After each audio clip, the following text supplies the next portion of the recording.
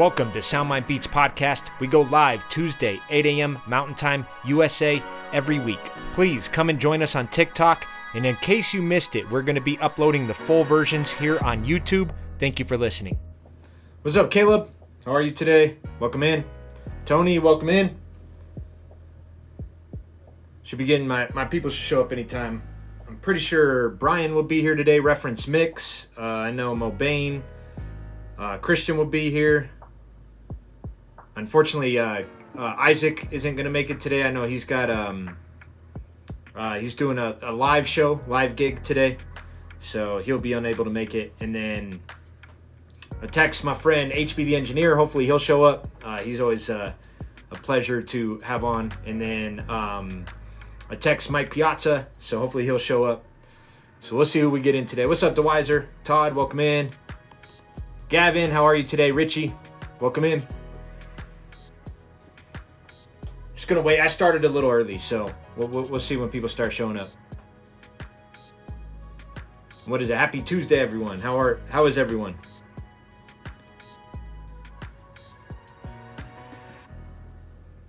DJ, welcome in. Thank you for the follow, by the way. Appreciate you. Won't bow, welcome in. Thank you for the likes, y'all. Oh, Bentley. Is it Zubby? Am I saying that right? There's Brian.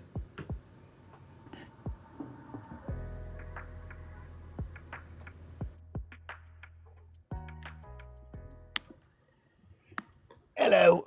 Good morning. What's happening, everybody? We are up and at it. Time to Exactly. put in some Dude, you're up and at it, man. You're Central Time, man. That's like, I don't know. Yeah. I was gonna ask, do you ever sleep?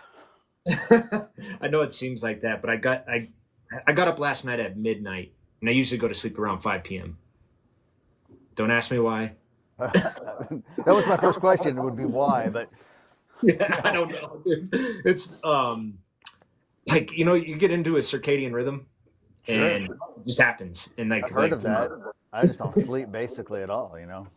I'm one of those fortunate beings that my body just shuts down at almost the same time every day and wakes up at the same time every day. Sure.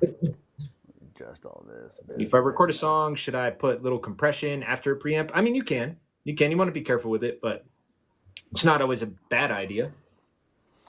What? I just record. Should I put compression? Yeah, compression after the preamp. I guess if you said recording a song, are you saying a vocal? Yeah, is it a vocal? Are you recording with compression to the track? I got compression 1073. Huh? I don't think the 1073 has a compressor. It has an EQ, right? Yeah.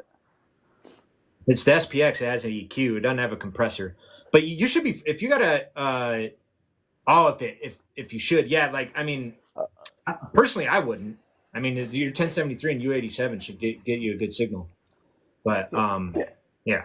For me, like tracking with compression, like not so much as a color box, but to catch ever so slight peaks, like set the threshold pretty light. So you're only tapping the really loud stuff.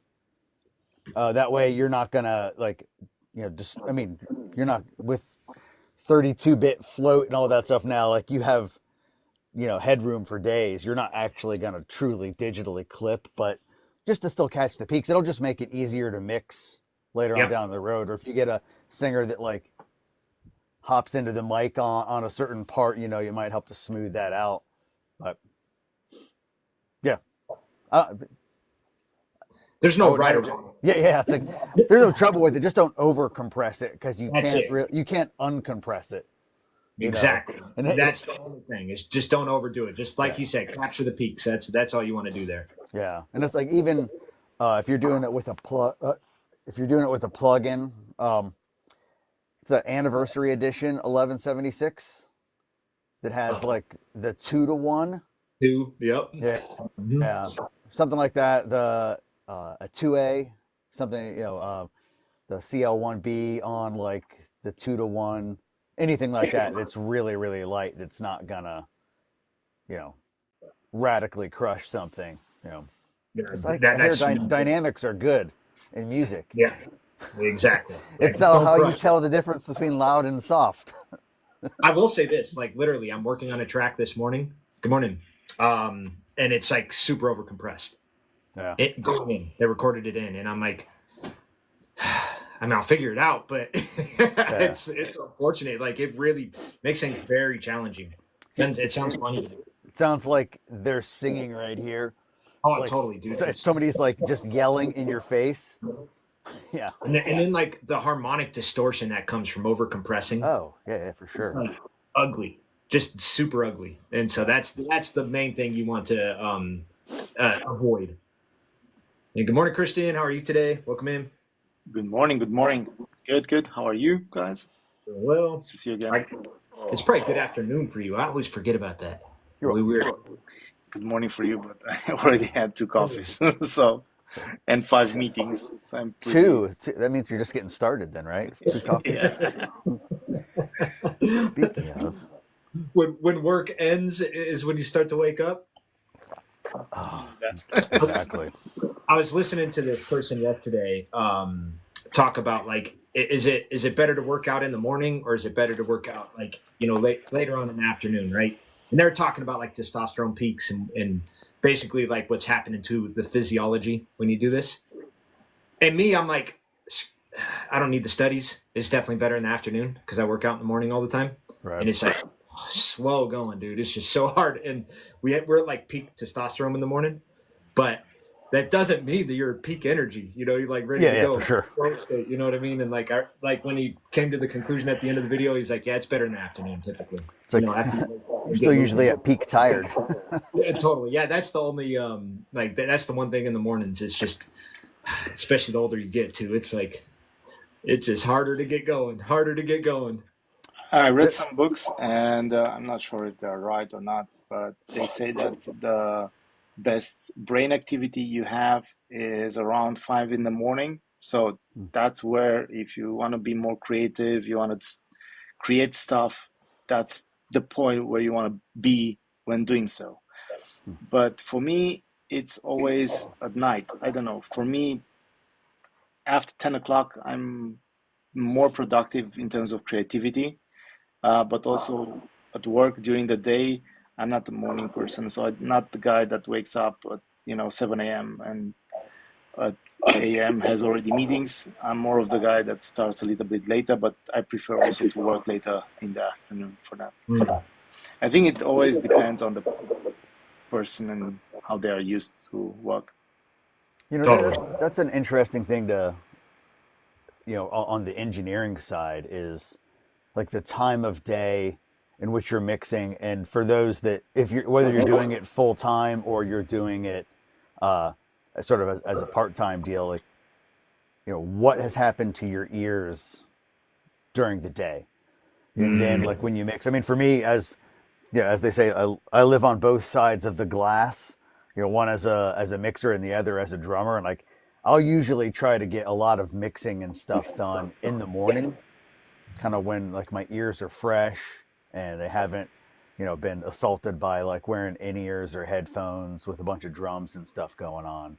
You know, I think anybody that would probably be exposed to any other volume type stuff, if they've, guitar amp or got brass players, something, trumpets are loud, so yeah, thinking about like, what you hear. And then even if you're just like driving in your car, I mean, you ever have like a dB meter on your phone and then just drive in a vehicle down the highway and look at what like the dB rating, like C weighted, is in your vehicle? It's like you can get exposed to a lot of low end when you're driving, and Yeah. you're out doing a bunch of errands, and you're like, all right, I'm gonna get home and start mixing, and then your ears are already tired by the time you start. So It's actually interesting. I think I do this unconsciously, but I do a lot of my mentally challenging things in the morning, which would be the mixing, and maybe any of my business side of things, doing my emails and those type of things. And then at the end of my day, I get I just start to like get a little tired and whatnot, and that's when I'll produce and just have fun. I don't really need to make like I get to be creative. So I've kind of found that process to work good for me. So yeah, that's interesting. Hello, Yeah, Nikki. I do the Yes. same thing. It's like even this morning of just answering emails, uh, making sure we just got over tax day here in the U.S., so making sure that all of that stuff is out and had to cough up your extra check to the man, you know. But yeah, I think it's probably it's a good thing to think about too. You know, it's like when are you creative, and it might be different for different individuals, but it's something to as we not only as you know musicians and engineers, but as people try to become more self-aware. Like, why do I do what I do? You know, it's like you should, yeah, you maybe you do respond better creatively at a certain time of day or certain set of circumstances, or like, I mean, it's why people try to have vibey studios. You know, it's like Totally. they're creating an environment in which they can feel most comfortable, and I would think really relaxed is probably what really you're going for. You're trying to like Yeah. have a calm, comfortable environment that free of unwanted distractions. You know, you can have lots of. I see people with gizmos and dolls and tchotchkes and all kinds of like crazy stuff everywhere, but somebody might find that like distracting, and somebody else might be like, "Oh, I love all this stuff," you know. Totally. Just whatever, Yeah. yeah, whatever it takes for you. But learning that whatever that thing is a good idea, I think. You know, it's that's even interesting because like my studio used to be red, and it was like black and red, and I Mm, had red lights in here and everything, right. and like I think I spent like 3 years down here just like I feel like those years just like went by because I spent so many hours in here, and I felt like I was going nuts. I'm like Mm, something's off, and I changed the colors to be brighten them up, right. you know, to kind of and it like shifted my mood in here. It totally worked, and like Yeah. I didn't even recognize it. I mean I can't remember what it was. I read a book about colors and how they affect us, Sure. and then how red particularly affects you. Red light in particular when it enters like the retina, I Hmm. believe. It could higher your blood pressure is what the book said, anyways. Oh, And think I'm so. like, okay, well we're gonna go with the lighter color and just Yeah, see what yeah. happens. And it really, like it I brightened my think mood. it's like yellow or something like that is supposed to inspire creativity, but I don't know. I can't look at Yeah, yellow who all day knows? long. You know? Yeah, this might be woo woo stuff. Who knows? But Yeah, like yeah, all I can tell you is like when I brightened it up in here, you know, yeah. because it was a lot darker. It definitely shifted my mood. You know, I felt better. You know.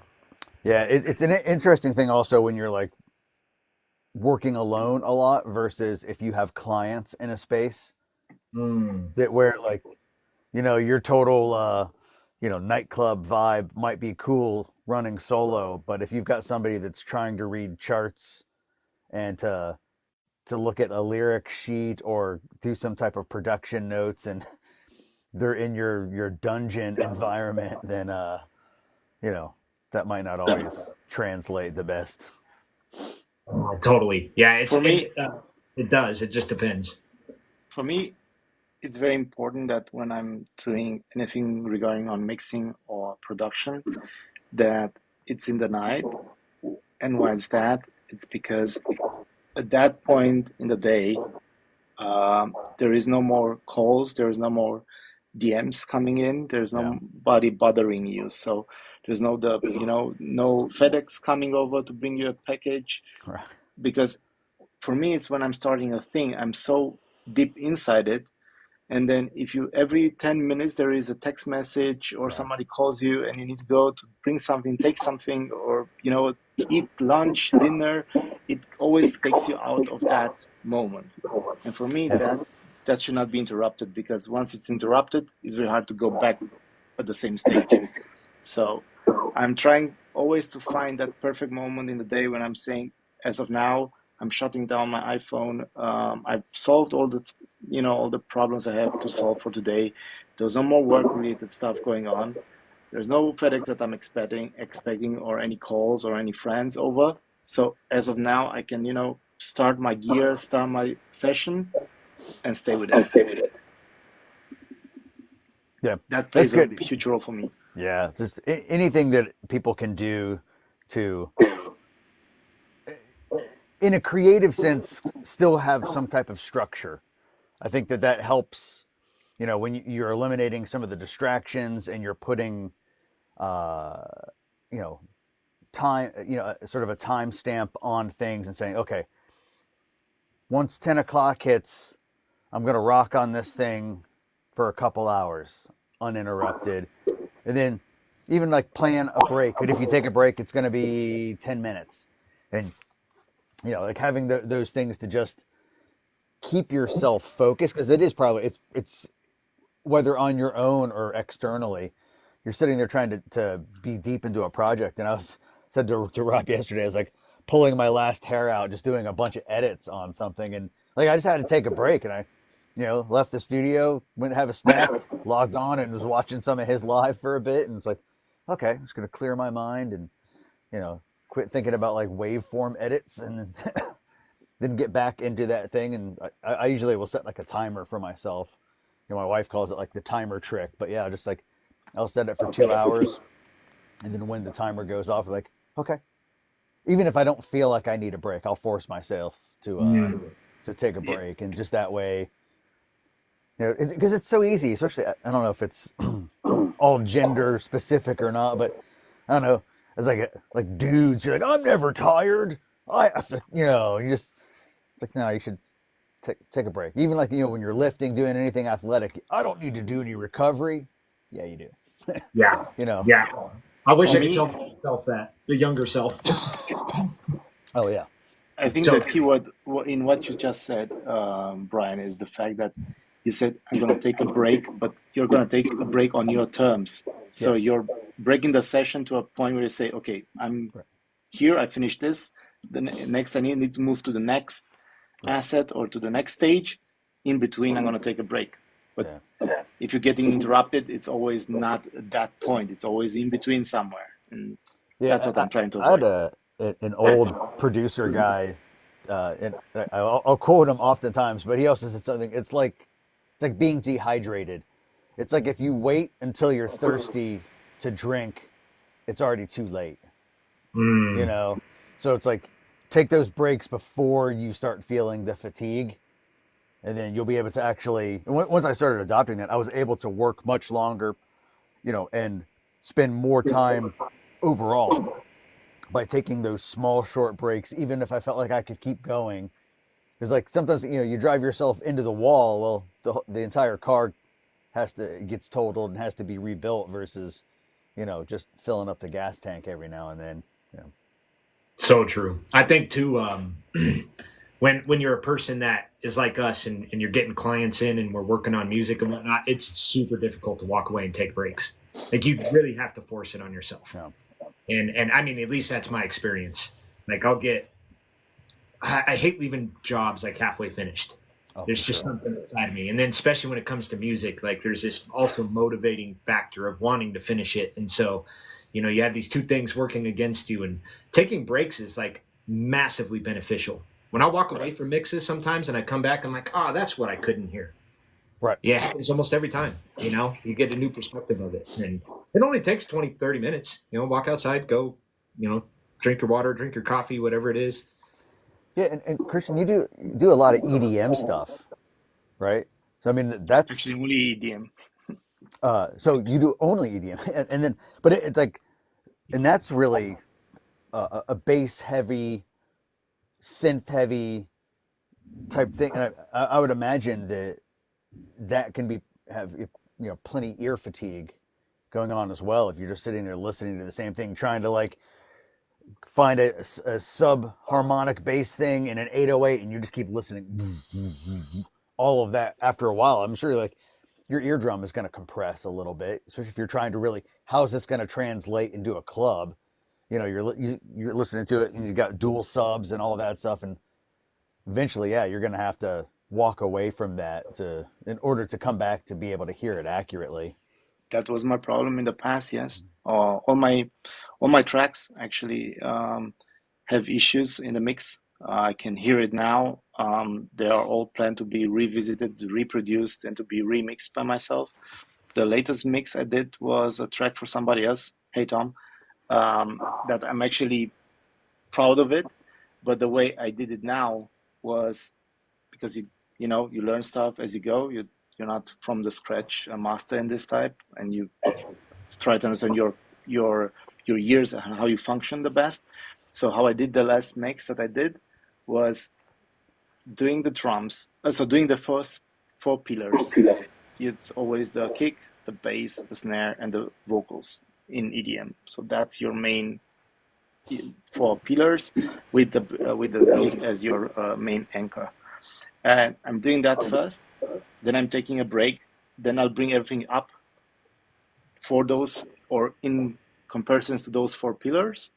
And then I'm mixing in that day for a couple of hours. And then I'm revisiting the same thing a day after. So that's why I cannot finish a mix in one day. It usually takes me 2 to 3 days, not because I'm working so many hours. It's because I'm actually taking a break from it. Right. Yeah, I think You that's know, always going to end up with a better product. the problem was also in my last track that I did. I got my Mini Moog. I just bought my Mini Moog and I wanted to incorporate it. And when I brought the Mini Moog, the problem is when you bring analog gear into the mix, and especially the Mini Moog, it has its own character to cut through the mix like the knife through butter. So I haven't put an EQ, no compression, just bring the the pure analog signal in, and it ruined my mix. It like literally I could only hear the Mini Moog across my track. So I had to damp it down and to learn how to control that synth. So that took me a couple of hours just to for my ears to understand. Okay, it's too much.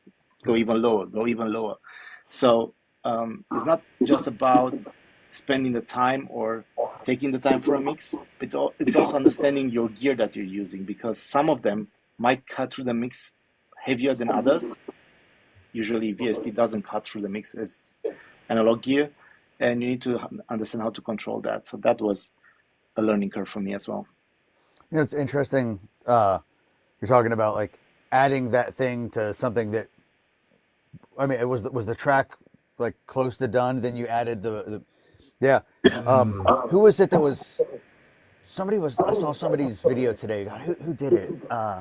Anyway, they're talking about trying to get the stems of a 2-track, and because some of these people are selling 2-track beat, and then you're trying to figure out a way of getting that vocal to be added into what's already hopefully a well-crafted mix, but a well-crafted mix that didn't have a vocal, to where like it's like now you have to go in and try to like adding that extra piece in there that it's just I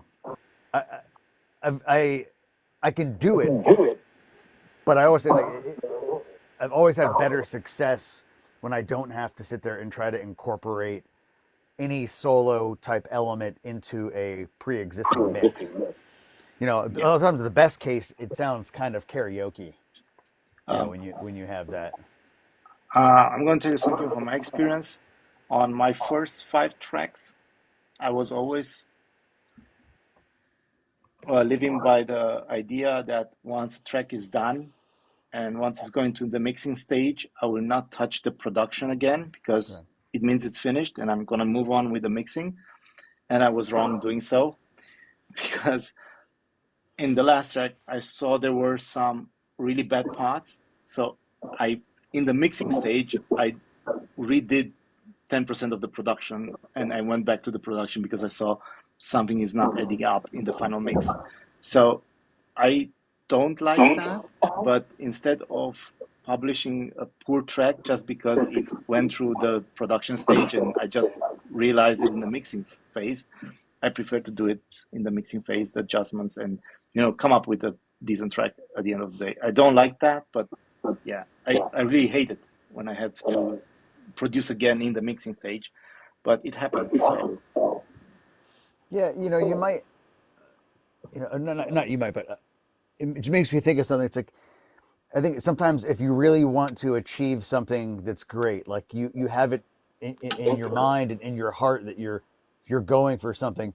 Like if you really love that thing, like you also have to be willing to completely scrap everything that you've done. And sometimes when you try to work a bad angle on something, you know, you end up just getting clobbered. And it's Yeah. sometimes you have to be willing to say, yep, you know what?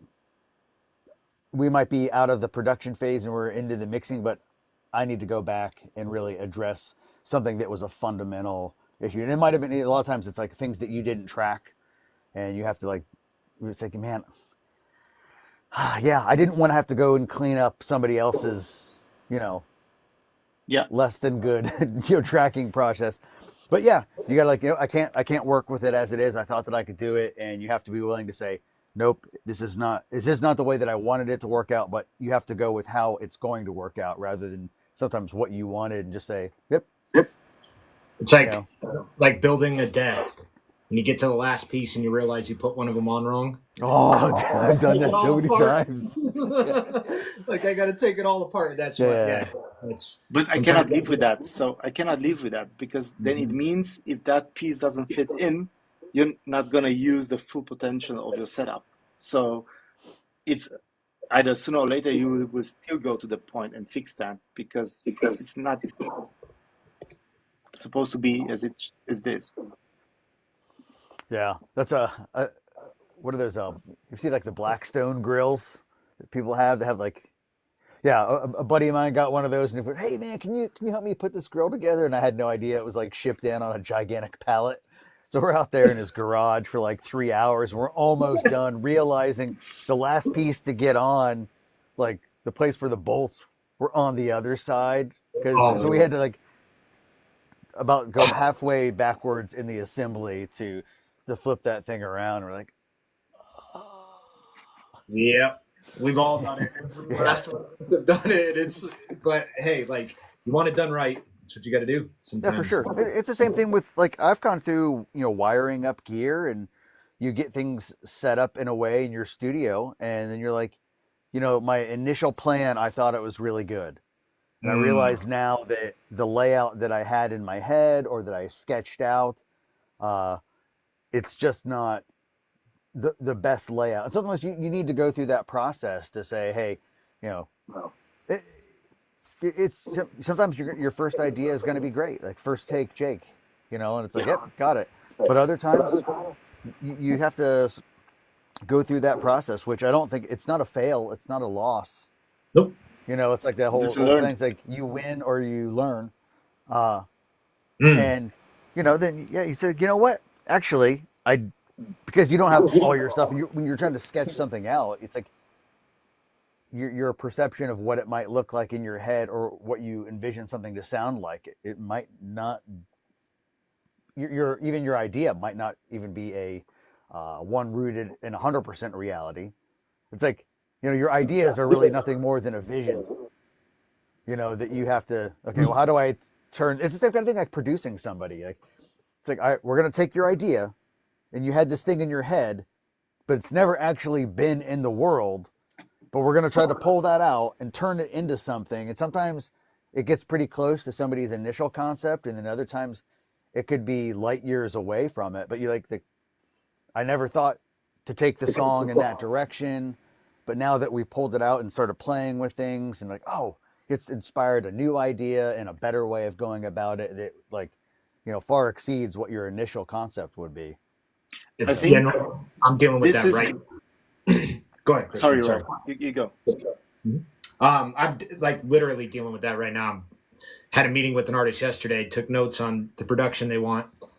Started doing it, and I'm like, I don't think I could take it in that direction. I'm going in this other direction, and so I'm like on edge right now, hoping that they like what I did Right. because sometimes like it just guides you into it, and like we have an idea and try, but yeah, sometimes that idea just guides you in a different direction.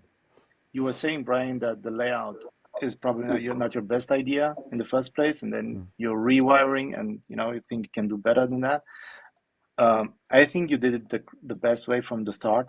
I'm just saying that by starting using the current layout you did, you discover other things that you need, Right. and then you say, okay, I could have done it otherwise, and then I could use it as it is. And then you buy more gear or you buy more software, and it still evolves with you because you cannot envision all the stuff that you're going to buy in the next 3 4 years, and with each edition it will change a little bit. So when you start rewiring, you say, okay, that wasn't the best rewiring I did.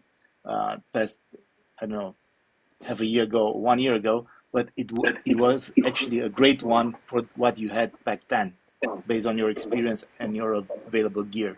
Yeah. But that changes with the time. So Yeah, it's like, and that's yeah, why. Conan on here, like that is applies to the practical stuff that we're doing, on the technical end, the mixing end, but also on the artist end. And I mean, I think sometimes you'll find artists writing material that the stuff never gets finished, for one reason or another. But you might have like you're so locked into your original idea and concept of something that you become inflexible to any potential change that could make it better. You're probably dealing with some other ego issues that are just saying, it's like, nope, this was my idea. I have to believe in this. I'm going to dig my heels in 100%, regardless of if it ends up being a complete train wreck. You know, Yeah. or the other side where you're like, I want to be open to any idea, and you just keep changing and changing and changing and changing and changing and tweaking, because you're not willing to finally, make a decision on something and say, nope, this is good enough. Same guy, this producer I worked with, his name is Paul Murtha, is, a great arranger. And he's always was saying, like, perfection is the enemy of good. Ooh. And Right. it's like, yeah, That's a and you good just, one. yeah, you just like sometimes, you'll be doing a take and then another take. I could do one more. I could do one more. I could do one more. I can get it a little bit better. And then after a while, it becomes just this, you know, exponential thing where it's like, how much more do you have to put in to get like one better? And usually you go back and it's like, yeah, take 3 was the best one out of 25. And you start getting frustrated. And the mix, I mean, how many times you look at, you send you've got your bounces and it says, whatever song V 47 point something, and it's like, you go back and yes, analysis by paralysis or Yeah, paralysis from exactly. analysis. Yeah, for They're the sure. same stuff as in production, Yeah. because remember, you have, when you get to the project, you have my project final, and then you Right. have final one, final two, Right. Yeah. total final, total Final. final. Yeah. Yeah. Yeah, that's so true. I'm actually like battling with it right now. I want to take apart some of my wiring and reconfigure some things. Hey, Hey, when good you morning, do, everybody. What's Morning, up? morning. Yeah, I just don't want to. I just don't want to do it because I'm lazy. But like, I'm like, I got a better system in my brain, and Sure. so I'm definitely gonna do it. I'll take some time here. Yeah, and Rob, if you need any help, let me know. We can brainstorm on that. You're the first person I'm calling, man. that Passive routing, dude. that's something to think about in, as we were talking about sort of concept stuff, but also trying to give people practical advice. It's like, you need to do that from time to time. And as we're blocking off time to like, all right, I'm focusing on the mix during this period of time. I'm going to take this break. I'll set time on my calendar to like, okay, these 3 days I'm not gonna be working on stuff because I'm gonna be doing some gear maintenance, or you always think like, oh, I could just move this around and it'll take 10 minutes. And it's like, no, it's like, and your stuff's ripped apart for days. So like, Yeah. factoring that time and even if you're working out of your home, it's like you're still a studio manager, Yep. and you have to account for like when gear is going to be down. You might need to send something in to get serviced or whatever the case is. God, doing hard drive backups, Yeah. All of that. all 100%. yeah, I have to carve out like updates, updates, cleaning out the computer. yeah, But when I look at that spaghetti bowl of wires in the back of my, yeah, I'm like, yeah, I'm good. I'll do it. It's yeah, gonna be a for day or sure. two, for sure. And then you're kind of like, well, I don't really see it unless I look at it. If you don't see it, is it really there? Doesn't It's like, exist, man. Yeah, that's like the hardest part is dealing with the wires. It's the only reason why I haven't done it, because I'm like, if it was as easy as just taking out one and plugging in another, I would do it. But yeah, you got to take apart pretty much everything and put it back together for it to wire correctly. yeah. This is what do you say? final underscore mix underscore for real this time, final dot last mix dot wave, Yeah. I That's, remember doing music reviews back in the day, and I'd get that in my email all the time. It'd be like yeah. final, final, final. It'd be like 3 finals. I'm like, what Like, is this? Uh, it's like, And it's still not final. you I know can, what you're doing. you can rename that before you send it out. Yeah, that's always an interesting thing too, where like, you would see people that would try to like, they would change like the ID3 tag on an MP3, but the file name still said this mix blows. Like, I hate my life. You know, then it's like Stella by Starlight MP.mp3, and you're like, what is the file? We've all been there. Hey, I know. I know. In the beginning, I used to do it all the time. You got to test it everywhere and just. Right. It's that analysis paralysis. We all have to kind of. That's like the rite of passage. You got to go through that, overanalyze your stuff, be overcritical of yourself, and then come back this way a little bit. You went a little too far. Yeah, I think we all go through it. I think the worst testing for me personally is when I'm testing in the car. So you're testing on your system, it sounds wide and open. It sounds good. The low end is there. It's enough, Right. and you go in the car and that bass rumbles your head and you're thinking, what did I just do? It sounds crap. But it's not because it's translating bad. It's just because that's how in cars sounds. It's heavy in bass. Right. You're not like in the sweet spot. There's like, the weird time delay stuff that they do for DSP processing and car stereos. I mean, at least in the States, in most of Europe, like you're on the left front side of the car. Yeah. You're not like directly in the middle. It's like you got a sub right next to you, and then some mid and high stuff, and then you've got other stuff going on behind you, and somehow they're trying to time align it to make it sort of stereo. But just to find out, I'm gonna use this moment to boosted the become bass in your car. I'm gonna chill for the trend off. Go get a trend off. Yeah, in the car for sure. That's next on my list for sure. I have to get turn off. Have to. It's a worthwhile investment. I mean, it certainly is an investment. That's for sure. It's not I think studio wise, like it's one of my most expensive pieces of gear. Definitely.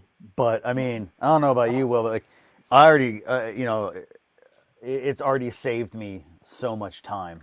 The trend off. So and headache. Yes. Okay. So I think I tried to explain this to Rob when I first got it. The trend off. The best way I can describe the trend off is if you've ever been in one of those huge facility rooms that sounded great. You can bring that to your home now. Yeah. That's the best way I can describe the trend off. The way the trend off treats phase and stereo imaging is unlike anything I've heard, literally, unless I was in a big room. Right. Like we're talking Capitol, NRG, Paramount, like one of those. That's how I feel using trend off. I feel like my decisions are my decisions, and plus the trend off has made me realize that I should just trust my gut instincts more. Sure. That's a good way of looking at it as well. Like once you finally get, whether it's tuned speakers or it's a set of headphones that you really really know and love. Mm-hmm. Once you learn that and you know that okay, well this is right, then you get back to the point of like I should just trust my instincts. But when you're dealing with gear or just weird anomalies that take you out of that spot to where you can sit there and say, I think this is the right move, but I'm not sure. And I'm not sure because is it me or, do I have some weird resonance happening in my space that isn't treated? But it's like, what's like Bob Hodis or one of these guys charging out 10, 15 grand to come do a room for like a day, and yeah, you could save some money. Yeah, and it's like, you could have that type of a thing that comes in and for whatever the space. I mean, if you had like a pro that came in to do your space, you know, hopefully you already have something that's treated. You're not bringing the Trinov into like, Oh you God, know, a tiny bedroom. That would be kind of a, you know, a waste. But like you've done everything you can do on your own to ensure that your imperfect space is the best that it possibly can be. True. And mine's not, you know. I know I showed you guys my Trinov curve from before. Like, there's a real funky dip, you know. You make it work, and you become aware of that. But even you know, a really high dollar pro coming in is gonna probably make those same kind of EQ moves. But the tools that you don't have at your disposal, unless you have something that's DSP based, is the phase alignment and also that elevation that I mean, the Trinov not only has the phase and it has the offset for, you know, like dipping the left monitor by 0.03 dB output, you know, to get them truly even. But remember, I was telling you, because I've got like a weird thing on my floor that even though my speaker stands were totally level, like I'll exaggerate it, but one was like this, you know, and it showed that the elevation between the high frequency drivers was like a degree off. So then it's making it so not only is it even in the output, but then it goes, and you've got, okay, now you're hitting your drivers are aligned to get at the exact same level, and it was just like, you know, wiping a smudge off. I'm like, oh, okay, yeah, that sounds like stereo now. You know, Yeah. like the vocal is right here. You know? Yes. I can't say that enough, probably. Yeah. Oh, and Rob, whenever you decide to get one, let me know and I'll just send you the mic. Oh, that'd be amazing. Looking at the mic is like $1,000, dude. I'm like, dude, I got the mic because I knew what was gonna happen. I said eventually everyone on the team was gonna end up having one, and they're gonna be like, do I really gotta buy the mic? And I'll be like, no, don't buy the mic. I'll just send it to you. Yeah. That's like, yeah, if you got a multi-room facility, you know, it's like you got to have a box in every space, but yeah, you don't need to have. NRG is like that. Well, they have a mic in every, or they'd have a box, but they have one mic though, right? Yeah, they have one. They have the older ones, so they have a box in every single room. They have like 5 rooms. Yeah. Everyone uses it. So the ST2 or what the? Yeah. Yep. Everyone's got one. It was crazy because that was kind of probably the first selling point to me when we were in NRG. I'm like, wow, like, does anyone know what this is? And everyone's just like, no, what is that? And I'm just like, holy crap! And it's in every room, including the mastering room. That's crazy.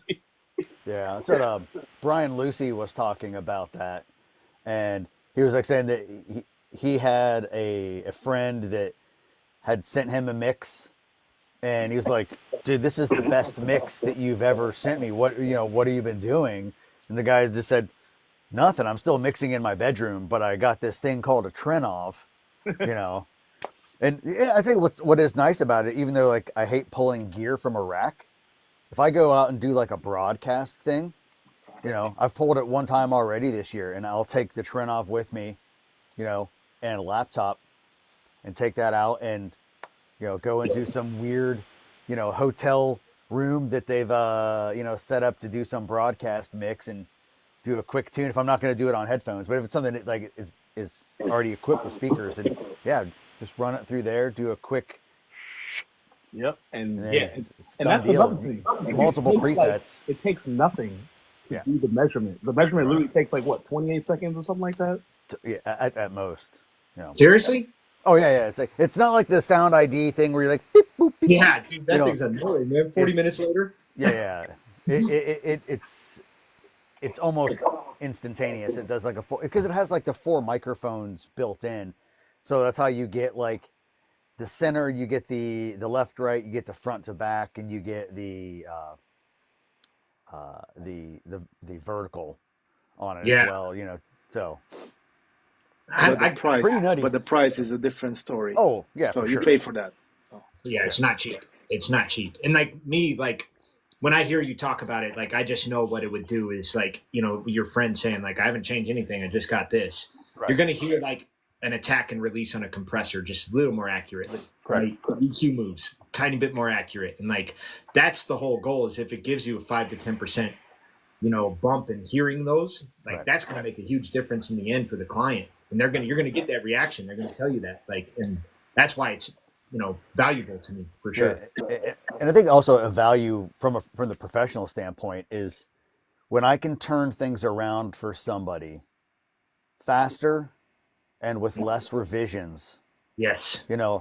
that's helpful because I've gotten additional like clients this year that were referrals from new clients this year that said, yeah, he did a great job and it was really fast and we only had to make a couple tweaks and none of the tweaks were like because the low end was weird somewhere else or the image was smeared. It was like, yeah, can we do more background vocals or let's take the tambourine out, but it wasn't because of you're making what you think is to be a good musical decision, but it ends up not translating because of room or speaker anomaly. So I've definitely seen a return on it for sure.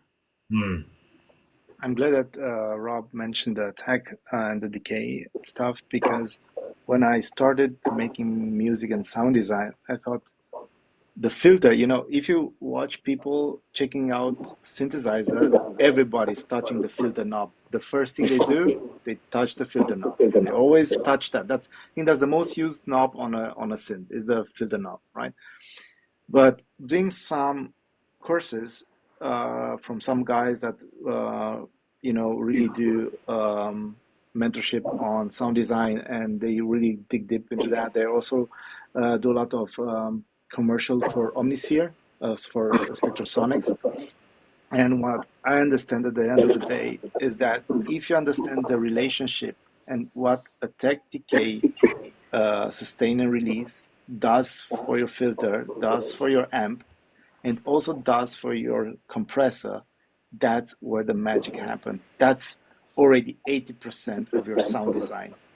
The filter knob and the effects are just making it bigger or making it darker or open up, but that's it.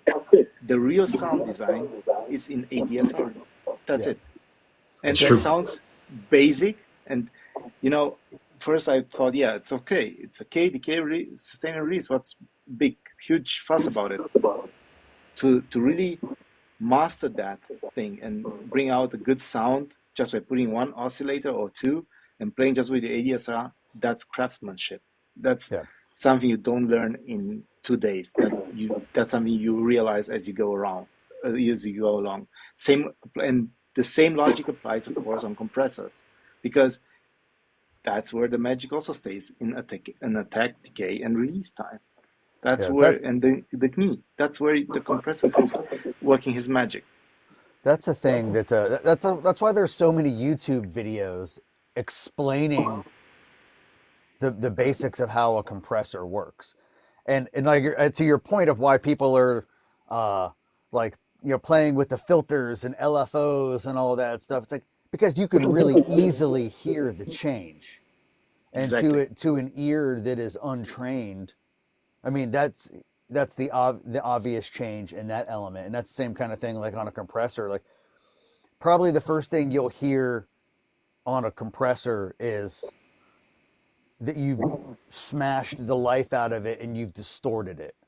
Like you have to like drive it into into the abyss, and then you're like, okay, yeah, I hear it doing something, but like hearing something that's like 2-to-1 on a ballad vocal where it's just barely tapping it, it's like it takes a long time to be able to, and I would even say that sometimes like if you do it really well, like it's so transparent that even a really trained ear might not know it. Did you comp that, or is that a fader move? Did they just sing louder?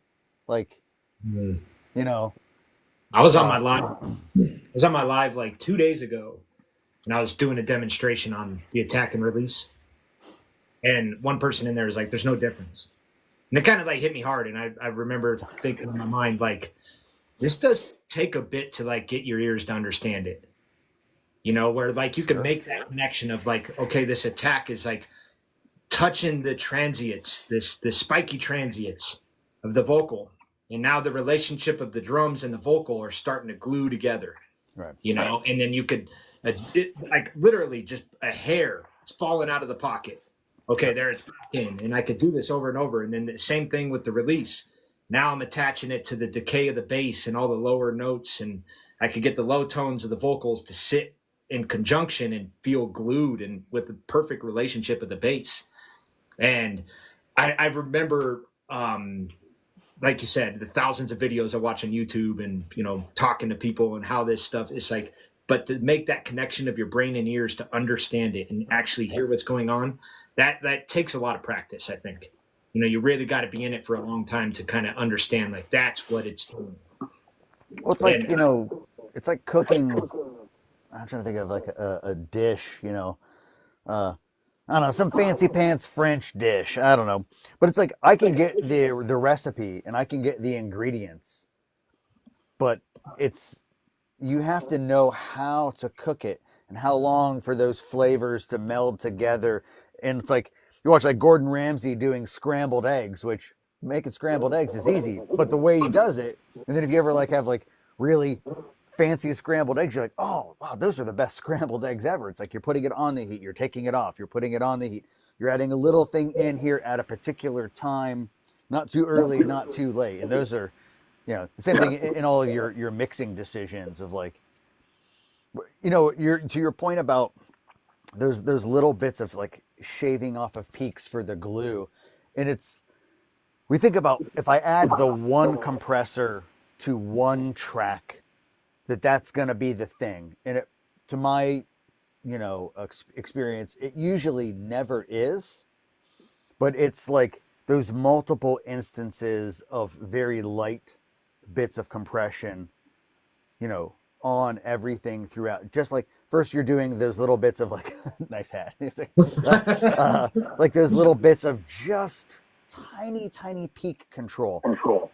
And to absolutely with art with the heart and like automation, Yeah. like also people will be using compressors when they should be mixing, and it's like sometimes it's like that old Bruce Swedien thing is like, compressors are for kids, or I was like quoting older, you ever see Black Hawk Down? Oh yeah. He's like, Yeah. this is my safety. It's like I don't need a compressor. It's like I've got a fader, and I can make rather, because again, am I altering a tone with a compressor even at a light thing? Yes, I am. Versus turning something up or down in order to get it to sit in the mix. And then when you're talking about like, crafting the sustain of, a bass thing or the decay of a vocal where you're trying to like let it just go a little bit longer. Yeah, then that's when you get that little bit of squeeze, and then you get the release time to let it naturally come back in. Different than the mixing aspect of it, which you still have to mix that compressed signal at some other point in the process. But yeah, it's like you add those little bits all along the way that just sort of shave off. Like if you take one track, their super spiky kick drum, and you just drill it, and it's like, okay, well that didn't really fix it because now I just hear super spiky of everything else versus just little bits and little bits and little bits, and then it starts to be okay. I still feel the impact. I still feel the attack. It's just not like a razor blade to the face, There's like, Exactly. Now it has punch. It has clarity, without, trying to. Oh, it's just the one thing. It's never just the one thing. It's an aggregate of a bunch of stuff. Facts. Building on what Brian just said, in the beginning, I was always grabbing for a Waves Factory plugin that does put on the bass track. It gets you space between the kick and the bass. So, or the compression with the side chain, so it sits the bass and the kick. They sit really tight together, and you have enough space for them. But once I started to really understand how attack, decay, release works, and the sustain. In my latest track that I'm starting to produce, I just touched the decay and the release of the kick, a notch, and the bass and the kick was sitting perfectly. Not even, you know, a plugin on that. It was sitting by default correctly. But it took me like 2 years to basically just come to the point where and I cannot even say I'm now to a point where I can say I can master attack, decay, sustain, release. I'm still learning, but it's about hearing those small differences that you tweak, and you don't need 5 plugins to do something that you can actually do with 2 knobs. Yep. So true. Yeah, I mean, technically, like the way I think of a compressor is it's more of a shaper and a tone box for me. Like most of my dynamics and things are all done in the mix. You know, I'm doing that with leveling and riding the fader, and I mean, I particularly like the sound of like 1176s. You know, or like even my SSL. But when I put on the compressor, it doesn't sound like a compressor. It just shifts the tone of the vocal. You know, and getting that harmonics in it, and that's what I typically use it for. And the best thing about the attack and release is you could get it to glue when you start to understand these things. You know, I create the relationships with other instruments and whatnot. And then the ratio to me is like the compression, you know, how much compression is going to be introduced into it. And that's like how I break it down in my brain and how I utilize compressors. And I just remember when I was doing that live and it was a night and day difference in my ear when I would bypass it and not, and that person's like, it's the same. And I was like, huh? How? You know, and I realized I'm like, yeah, this is actually really delicate moves. Right. In my brain, it's not. I've been, you know, I'm attached to it. I'm understanding what's going on, but I do realize how like compressors are probably like some of the most misunderstood pieces of gear that we have. You know, I think a lot of people just smush things these days, and you see just hear the life being squeezed out of mixes. You know, and it's all about just getting things up in your face and full and as loud as you can. You know, and I'm like, oh, compressors do so much more. There's a beauty to them, and like, I mean, I love the LA2A, but I particularly love having the control over like an attack and release. You know, and I a lot of times won't even hit any, you know, gain reduction, and I'm just using it to shape, and then it's like shifting the tone a touch. Yeah, it's funny you bring that up, and that's something that I hear so often is like the life completely smashed out of everything. And most of the time, it's not an intentional mix decision. It's you just smashed it because you didn't know any better.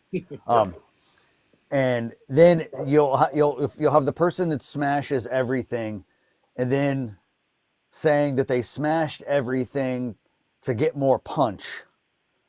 And that's usually like they heard somebody say something that like compression gives you punch. So more compression gives you more punch. It's like it's the exact opposite. I mean, I would encourage everybody out there, if you can, go onto like HD Tracks or one of those high res sites and buy a copy of the non remastered Thriller, or just grab Billie Jean and import that waveform in and look at the transients and tell me like that thing does not have the life smashed out of it, but like the kick and snare are huge transients on it, and then it's like do do do do, you know, that's like the stuff in the middle is a lot, but it's like that's why the drums are punchy through that, because the kick and snare are not the same volume as the, you know, the ARP background synth pad that's happening. You know, it's like right. That's actually dynamics that are occurring, and it's just one of those, you know. Yeah, you're right, Robert. It can give you punch. Totally can. Yeah, right? But it's like most people that are doing it, they're like, oh yes, compression gives me punch, so I must compress. Exactly. It's not punchy enough. I must compress more. Yeah. And it's usually the opposite. So compress a little. I got a question for all of you. So why do you think, when it comes to even on forums, and again we've seen how our community is, why do you think the conversation of dynamics isn't discussed more over the conversation of the tools? Because like what you just said is 100,000,000% true, and it has been from the beginning to now. I'm going to say this. I'll just give my like short form answer. It's plug-in culture. We got obsessed with them, and like I think that took us away from this conversation of what mixing really is. And you don't really even need plugins to mix. You just don't. Yep. And so like I think that plugins like got conflated in the conversation, meaning that like we think that we need plugins to get a good mix, you know, and so like dynamics, why talk about that, you know, and why talk about all these things when I could just use a template or a preset from Jason Joshua or, you know, like this guy's doing it, so it's got to work on my mix kind of thing, you know, and I think that, yeah, we've kind of, we've swayed super far away from the basics that will always work. And we like somehow grip the plugins that don't, and I'm literally like speaking from experience. This has happened to me. So I'm walking out of that. But yeah, I feel like plugin culture is probably, you know, drowning out like the real information. In addition to the plugin culture, I think it's also the request or the need for artists to sound loud. So you cannot get a loud mix with -4 LFs if you don't squash it the life out of it. Crazy. So when you're having like, I see like people posting that they got their mix or their master to sound like -4 lufs. I'm thinking, is there anything left in there? It's like, or is everything pushed to the brick wall? Like It's Saint literally Anger at that point. but on every track, like literally there must be a limiter working, and there's a final limiter, and it's, you know, that's it. There's nothing left. So you can't, at that point, you cannot talk anymore about dynamics. You lost them on the way in. So when it hits the mix bus, it's already limited. You know, it's Right. for me, it's the mastering at the end will squash what's left out of it, but it's already in the mixing stage squashed because they are using limiters on the tracks and clippers on the tracks in the mixing stage on every piece of the track. Now, if you're putting a clipper on every track that you have, what's left there to have as a dynamic? That's a good You point. know, I think that it's important to also remember that aside from, you know, the engineering and mixing part, we really have to talk about musicianship. And, you know, like from my background as a drummer and, you know, studying for a long time, and he's like a music education major, you know, so I put my nerd hat on. But the concept of dynamics in the musical performance from the player and from an arranger, from a composer, like when you get tracks that are coming in, whether it's sample based, VST based, or like actual performance, and they're flatlined when you get them. You know, I got a drum loop, and it's the same drum loop. There's no variance. It's just like the with plug-in culture. I would also add, yeah, cut and paste culture.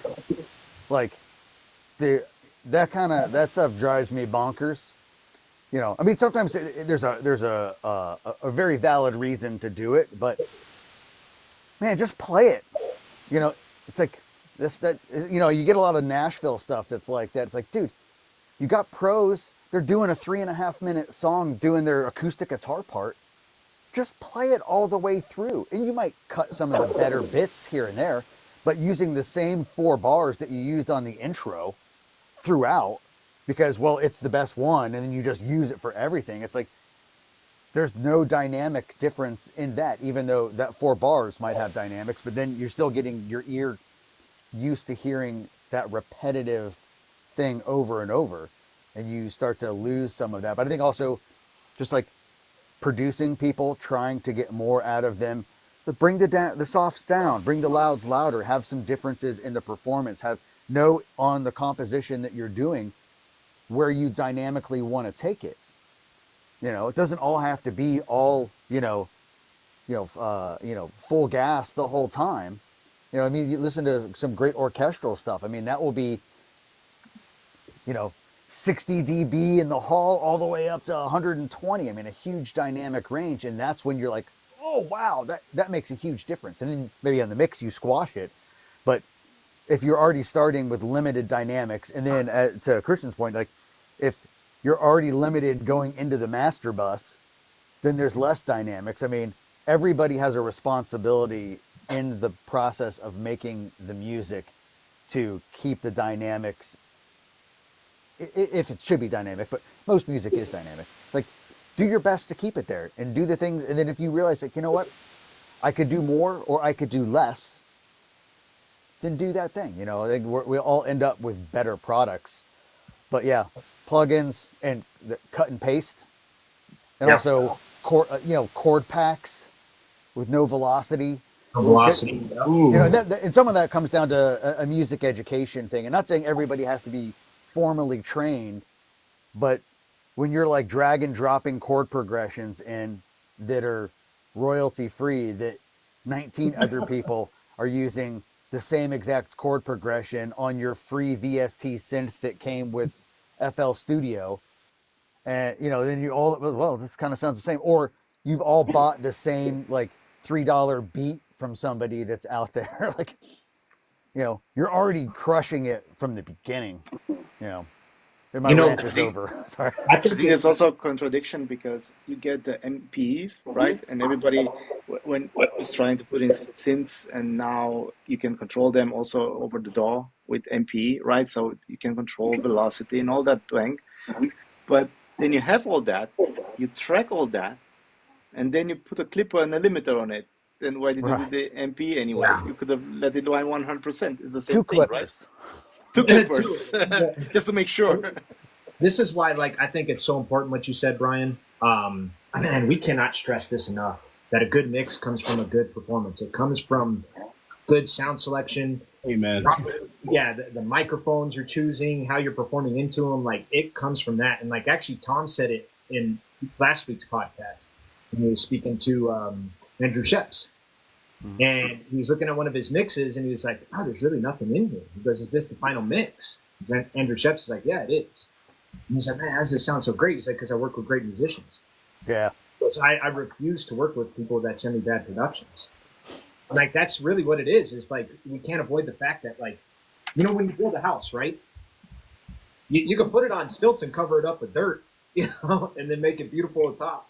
You know, eventually will collapse on you. And so, like, when you think of the foundation of the music, it comes from the players. It comes from the artists. You know, they're the foundation. And so having all of that quality is imperative to a good mix. Man, I'll give you a tiny little story. Like, one of the first really big pro sessions that I did was for this HBO special in the beginning of 2009. And it was like the rhythm section is Kenny Aronoff on drums, Nathan East bass, Rob Mathis, Bashiri Johnson, like Luminary and Tom Bones Malone playing, you know, like legendary people. And it was just like, I'm in the control room, scared shitless on this, like, holy shit, that's Kenny Aronoff playing drums, right?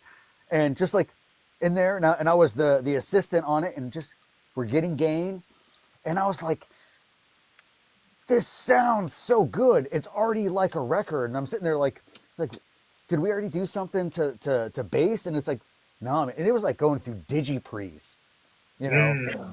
You know, it's like, and like, they were fine for, you know, for the era, but it was like, that was it. It was just the instrument, the player, good mic technique, like proper mic position, proper gain structure. And like, as we're just getting levels, it already, like, you could have taken like the quick sound check, printed that and released it, and it would have been like, everyone would be like, dude, that record sounds great. Yeah, and it was like, and I remember going down there looking at Nathan East's bass rig, and it's just like, he had a little EQ on there.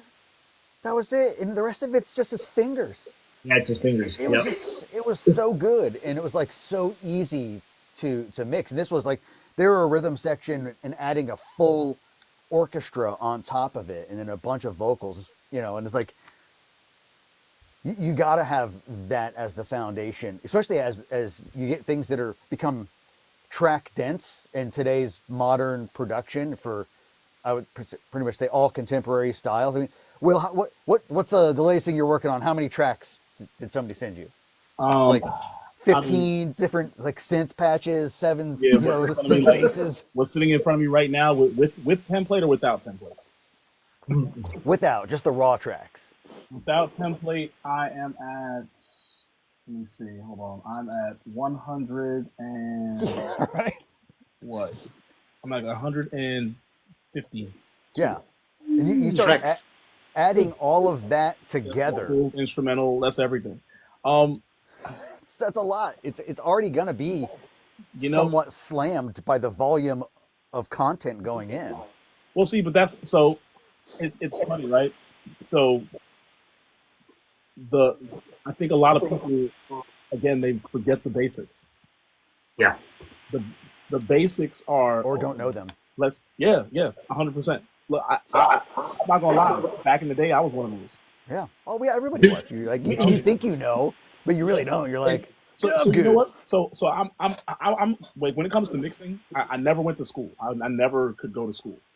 That's a story in itself. But I'm a child of the internet when it comes to mixing, because like I and I realized this over all these years. A lot of people came up the way I came up. The internet. Here's the problem with the internet. There is no start from here, end here. Now you understand it.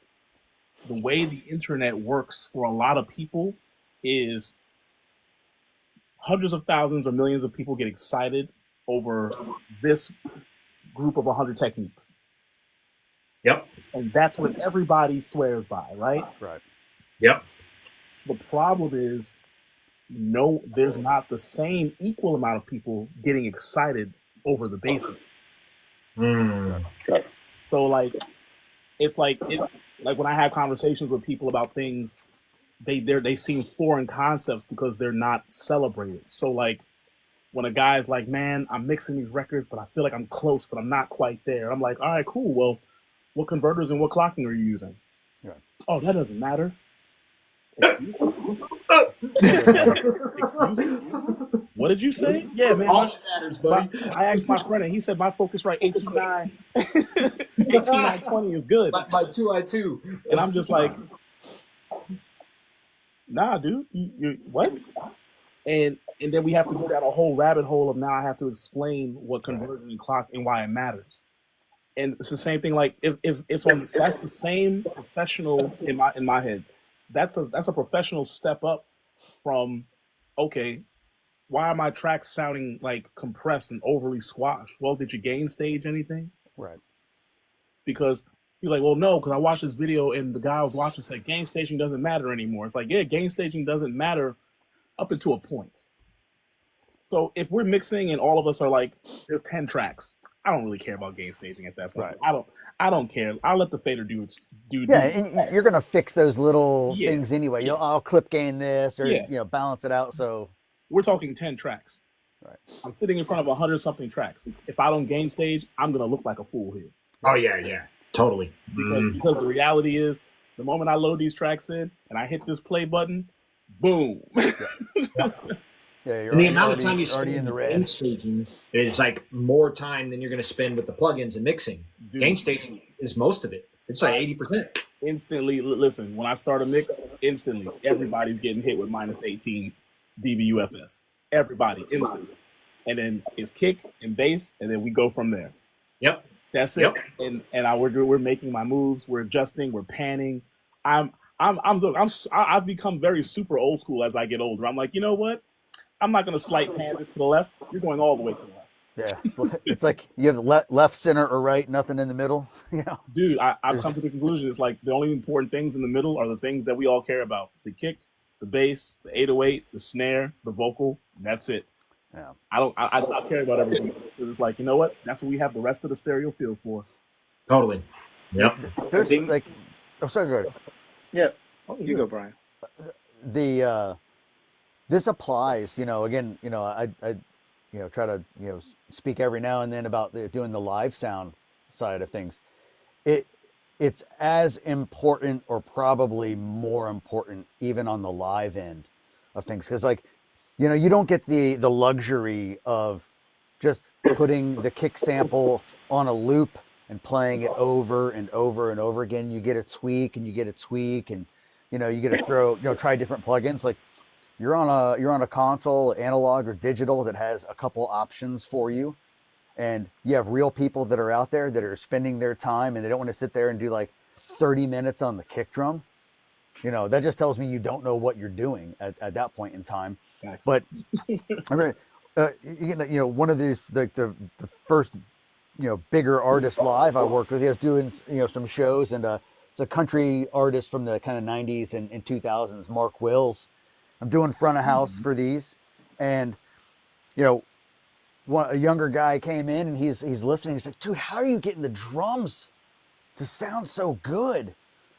And it was literally gain. Well, it was the Sennheiser E604s, which dynamic mic clip on, and it's one of those, like, they're not even super hi-fi. They just sound, you put them on a drum, they sound like drum.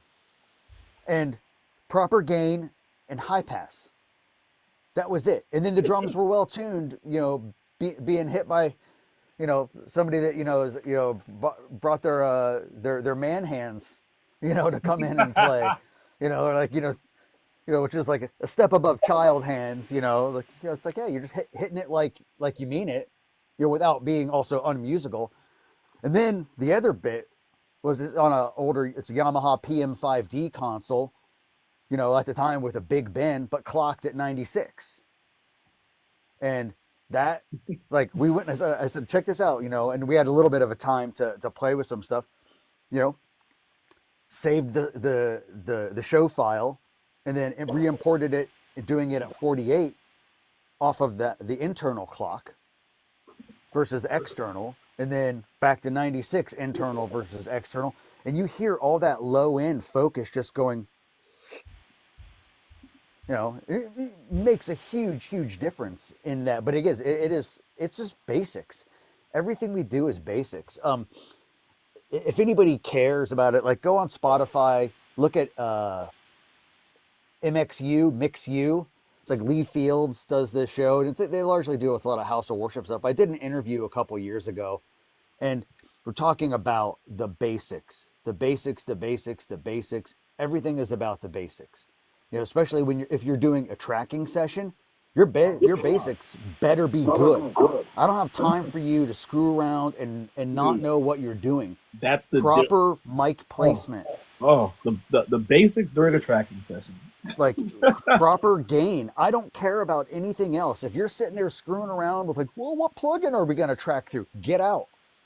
Like, I mean, this may sound harsh, but if I'm producing something or a lead engineer where there's a budget, I don't have time to deal with that, because your lack of understanding is costing us money. Yeah. And it's sad, and I wish you could have more time for interns these days for stuff. It's like, man, you have to know this. These are non-negotiables. And again, we've talked in the past, the anything goes crowd, there are no rules. That's nope. There's not when it comes to mic placement, not when it comes to gain structure. When it comes to those, I always refer back to Pirates of the Caribbean. It's like, oh, but there are no rules. It's like, you're right, but there's a lot of hard guidelines. Right, exactly. Yeah, for sure. Well, actually, like, because DJ, what did you say up here? Just talking about this, says, I think, my bad, hold on, I lost the comment. I'll go for it. I think that music changes every year, and so does software. But there's one thing that doesn't change: the basics. Yeah, it never does. That's I love the fact that music is experimental. Every session we open up, we're going to experiment somewhat, right? But the basics are always going to get us, to get to that part of it, right? And so that those can never get taken out of the equation. Just maintaining the basics, getting super good at them, and then leaving room for experimentation. I think, I agree. Yeah, it's a good balance of doing it. Like, dude, like I get the point of the comment, but music nowadays is very linear. And because of that, it's like the reason why we all go back and we'll get some reference tracks, right? Because what we're looking for when people get reference tracks, I always look at the person that's using the reference track, because it's very telling. So it's like, if I'm looking for a reference track, it's because I could be in a room that's foreign to me. If I'm using a reference track, I could be looking to make sure that frequency wise I'm matching that, what seems to be popular. But I look at that for the crowd that uses their eyes over their ears. And then you have, in my opinion, you have the professional reference crowd. We're trying to match this tone, Right. and make sure that we're at competitive. What's the word I'm looking for? We're at competitive tonal equality. Right. So it's like, we all know there's a low end kind of oomph that we're looking for. Right. There's a forwardness to the vocals that either sits out forward or sits in the music more. There's a width that we're looking for. You know what I'm saying? There's a top end that we're looking for. There's a mid range that we're looking for. You know what I'm saying? There's a low mid. It's funny. I was having this conversation with one of the guys in our other group. Low mids, I feel, are like the bane of this generation's existence. It's so true. Because what do I do with 200? You know what I'm saying? Cut it all, man. Exactly. Because they want their vocals to have a weight to them, but they've grown up high passing everything. Yeah, you're thinning it out while you're trying that. You know? 100%. And it's because like it's muddy. It's muddy, and it's like I watch a video like I love I love our older engineers when they make their like tutorial videos, because they're trying to speak in the language of the modern engineer, and modern engineers, they only go but so far in their observable field. So it's like, I'll watch an older engineer, right, on Mix with the Masters. They're showing you everything they're doing, but everything they're showing you is in the box. But they're in like literally a multi-million-dollar studio, right? Right. And at the beginning of the video, you see them moving the faders, and they're like, "Yeah, so I reset up the session again." And I'm in my mind, I'm like, "We're running through an SSL 9000." yeah, and you're using a Waves plugin, And because again, they're like, "Yeah, I'm all in the box," and it's like, hope there's a difference here. That conversation gets squirrely, yeah. You know what I mean? Because it's like, yes, you do the majority of the mixing in the box, yes, but the moment you start twisting these knobs over here and it's not a controller, you are out the box. Yeah. But I think a lot of younger engineers, they're missing like those golden pieces of information from the bigger engineers. A lot of bigger engineers are set it and forget it kind of people. Yeah. So their mixes are just running through the gear, and that's the end of that. Yeah. And they never look back. They'll mix everything else in the box, but they'll never look back behind it. You know what I mean? Like the difference between the conversion and clocking inside of your UA unit and the DA. I mean the A to D and the D to A of the Lavery is crazy. Right. You know what gets lost in this conversation? And I didn't mean to cut you off. I'll make it quick. So they're mixing in the box, right? But all that stuff is recorded with like beautiful outboard gear, right? And so I think that this is where it kind of gets lost, is because the people watching are not doing that. Right. And so you're like, how are you getting this good sound when I did the same thing as you? And it's like, well, let's go back and look at how they recorded it. Source tones. Yeah, this is like such an important part of the process. So in my brain, it's like, yeah, you're mixing it in the box. I get that. But like, it wasn't recorded that way. And so, it's kind of misleading, if you ask me. Remember what I told you on the last week? Like my old mentor, he drilled it into my head. My job is to teach you what a good sound is. And to add on to what you just said, that's missing. Yeah, totally. That's really, really missing. You have to learn what a good sound is, because inherently we don't. the like people forget we're coming from a consumer standpoint of hearing, whereas what we're doing in the professional world, we are doing critical listening to improve on the audio that comes to us, whether slight or extreme. Like it's like right now, if I go back and we go watch old Chris Lord Alge videos, literally seat of your pants mixing engineer. They're like, oh, so what did you boost on the mid range? I don't know, like maybe 5 or 6 dB. Yep, a little bit. but because of the generation that exists now, and you can see it visually, 5 or 6 dB on like the mid range of an SSL is a lot of boost. Right. It's a lot. Matter of fact, if you go look at the presets on the Chris Lord Alge made from the Waves plugins, they're extreme. But they're extreme because they were made from his setup. Yeah. And people forget, like, his setup includes a tape machine still. It's a Sony Dash machine, man. Yeah, it still has some of the dopest compressors in the world, but people, again, when we talk about gear ages according to its environment and upkeep. Yeah. And that has a sound to it because that's how the real world works versus plugins. Plugins are a complete snapshot of that moment. And that's it. There's no aging mechanics to it. Not to mention, like, no physical circuitry, which, like, makes it just such a unique character when you're doing those things. When you introduce sound to the real world, circuitry into open air, there's a sound and a feel to it. And we can get close, but the debate is always, in my opinion, the debate is stupid. They're two different tool sets that exist in the family of the medium that we work in. To what your point you were saying, Robin, I was thinking the exact same thing. Is that some of the I don't want to call them legacy mixers, but those guys that have been out there doing it for a long time, they're probably getting a lot of projects that are also from artists that have been doing it for a long time. There's always, like, every now and then this young band gets this old seasoned grizzled guy to come in, but it's usually not the case. It's more than likely they can't even afford them.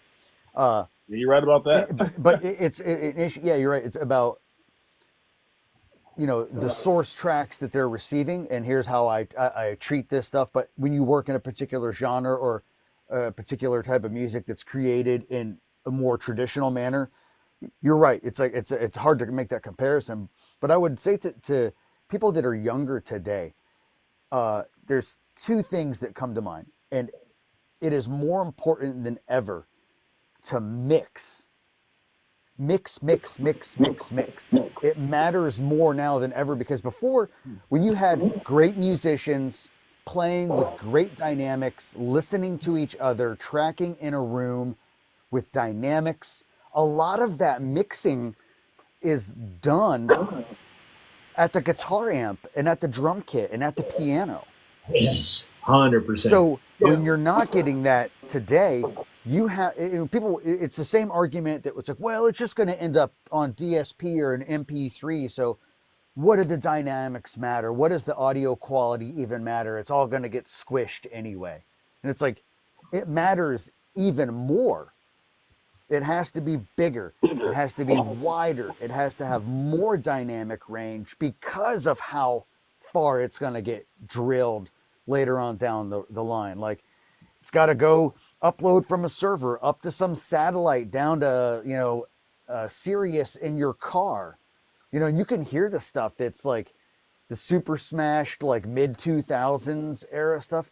It sounds absolutely the worst. Yep. Through like satellite stuff. I mean, it sounds kind of bad through radio, terrestrial stuff, but when it's truly streamed through satellite, oh my God, it's awful. Like, it sounds so swimmy, and you hear the phasiness. It's gross. It makes me feel like it's like you're drunk on a carousel, just Yeah. It's terrible. So, like, I would love to be able to sort of unwind this bit of bad information that you're talking about, like, it's the younger generation. Like, I don't want to, it's not about like, oh, you're young, you don't know anything. But it's like, I know that people have been telling you bad information. Yeah, like, and telling you that You know what? We don't The talk fact that about yeah. the internet. How the internet had so much bad info when we were when we Oh, were coming up. yeah. Like, Seriously. I didn't there's a even have it. lot. I had like the Yamaha sound reinforcement book and F Alt and Everest critical listening. Like See, that's it. and I grew up on like home recording dot com backslash Right. BDS. Right. I grew up on Gear Sluts before they changed to Gear Space. Yeah. Like these are the websites I grew up on, and when bigger engineers and look for everyone that has no idea, you should go on Gear Space. There's a section, and it's not as celebrated anymore, but there's a Yeah. section where they would have big name guest engineers, and they would and you could ask them whatever question you wanted. And dude, let me tell you, incredible resource. You want to talk about how your favorite records were made? Right. Incredible resource that is still around, thank God. Dude, growing up, that those were the eye-opening moments for me that made me realize there's what the internet says, and then there's what's going on in the professional world. Right. Like everyone was so blown away when they were like, yeah, I got this limiter on my mix bus. Why? Because I mix into it. Why? Right. Because everything is loud, and that's what everybody wants. So before I send it off to mastering, I mix through this limiter, and before I send it to the mastering engineer, I take it off. I used to be like, that's crazy. And now that I'm older, I'm like, that's smart as hell. Yeah.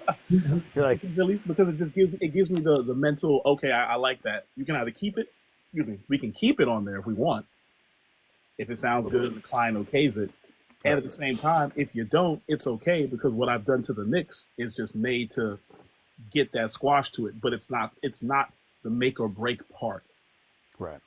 Like other guy was saying, it's like I've noticed we go through these phases in our community that get out of hand.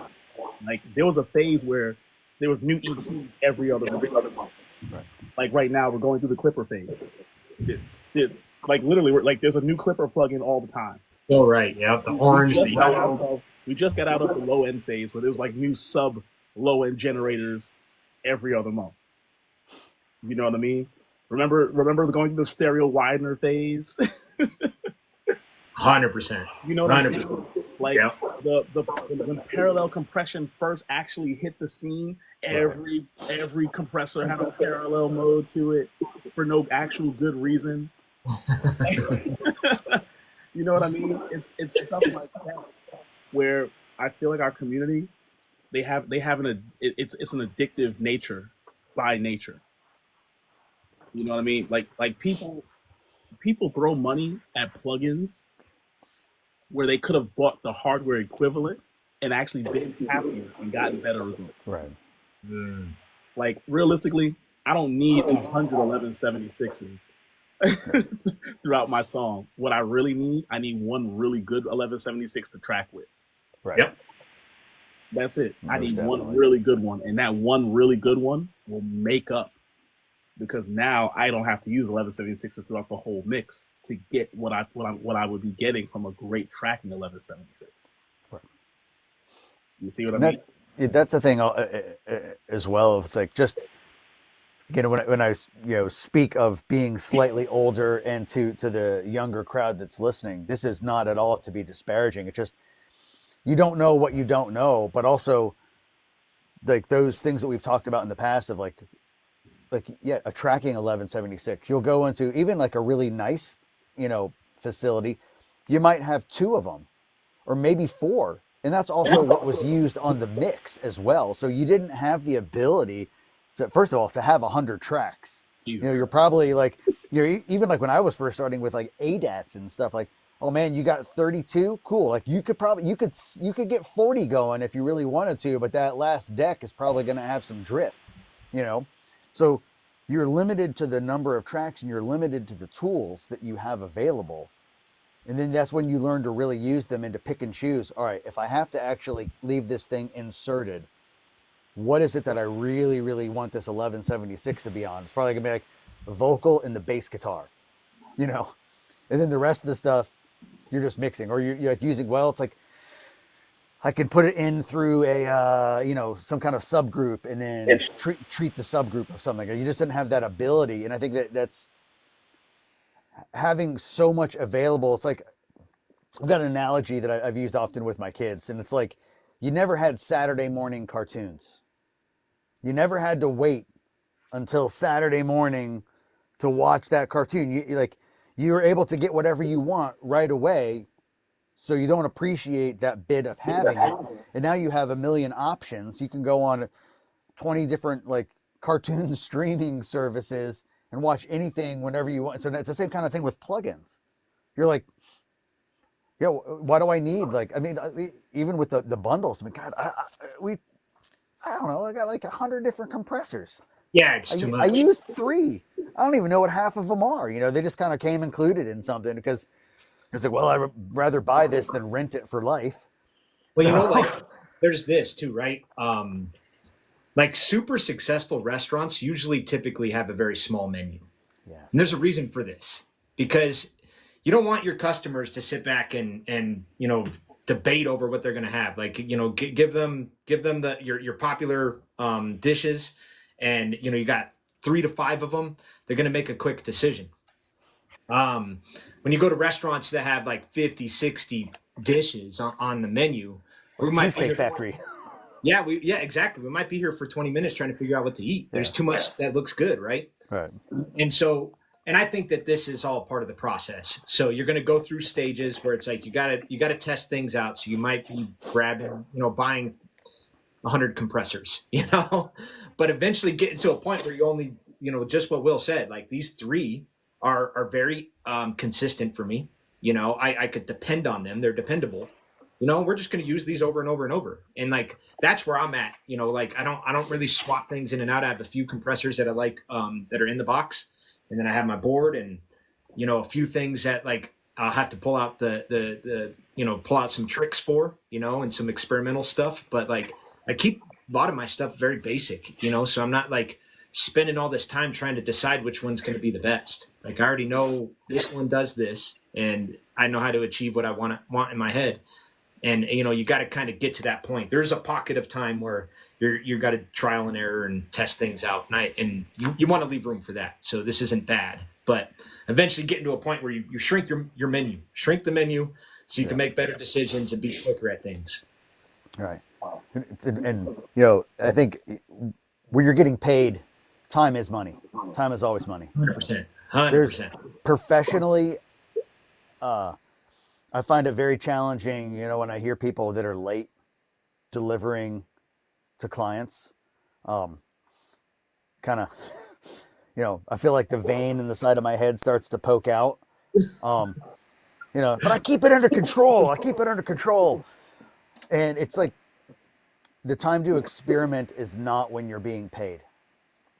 So true. Unless you are being paid to be experimental.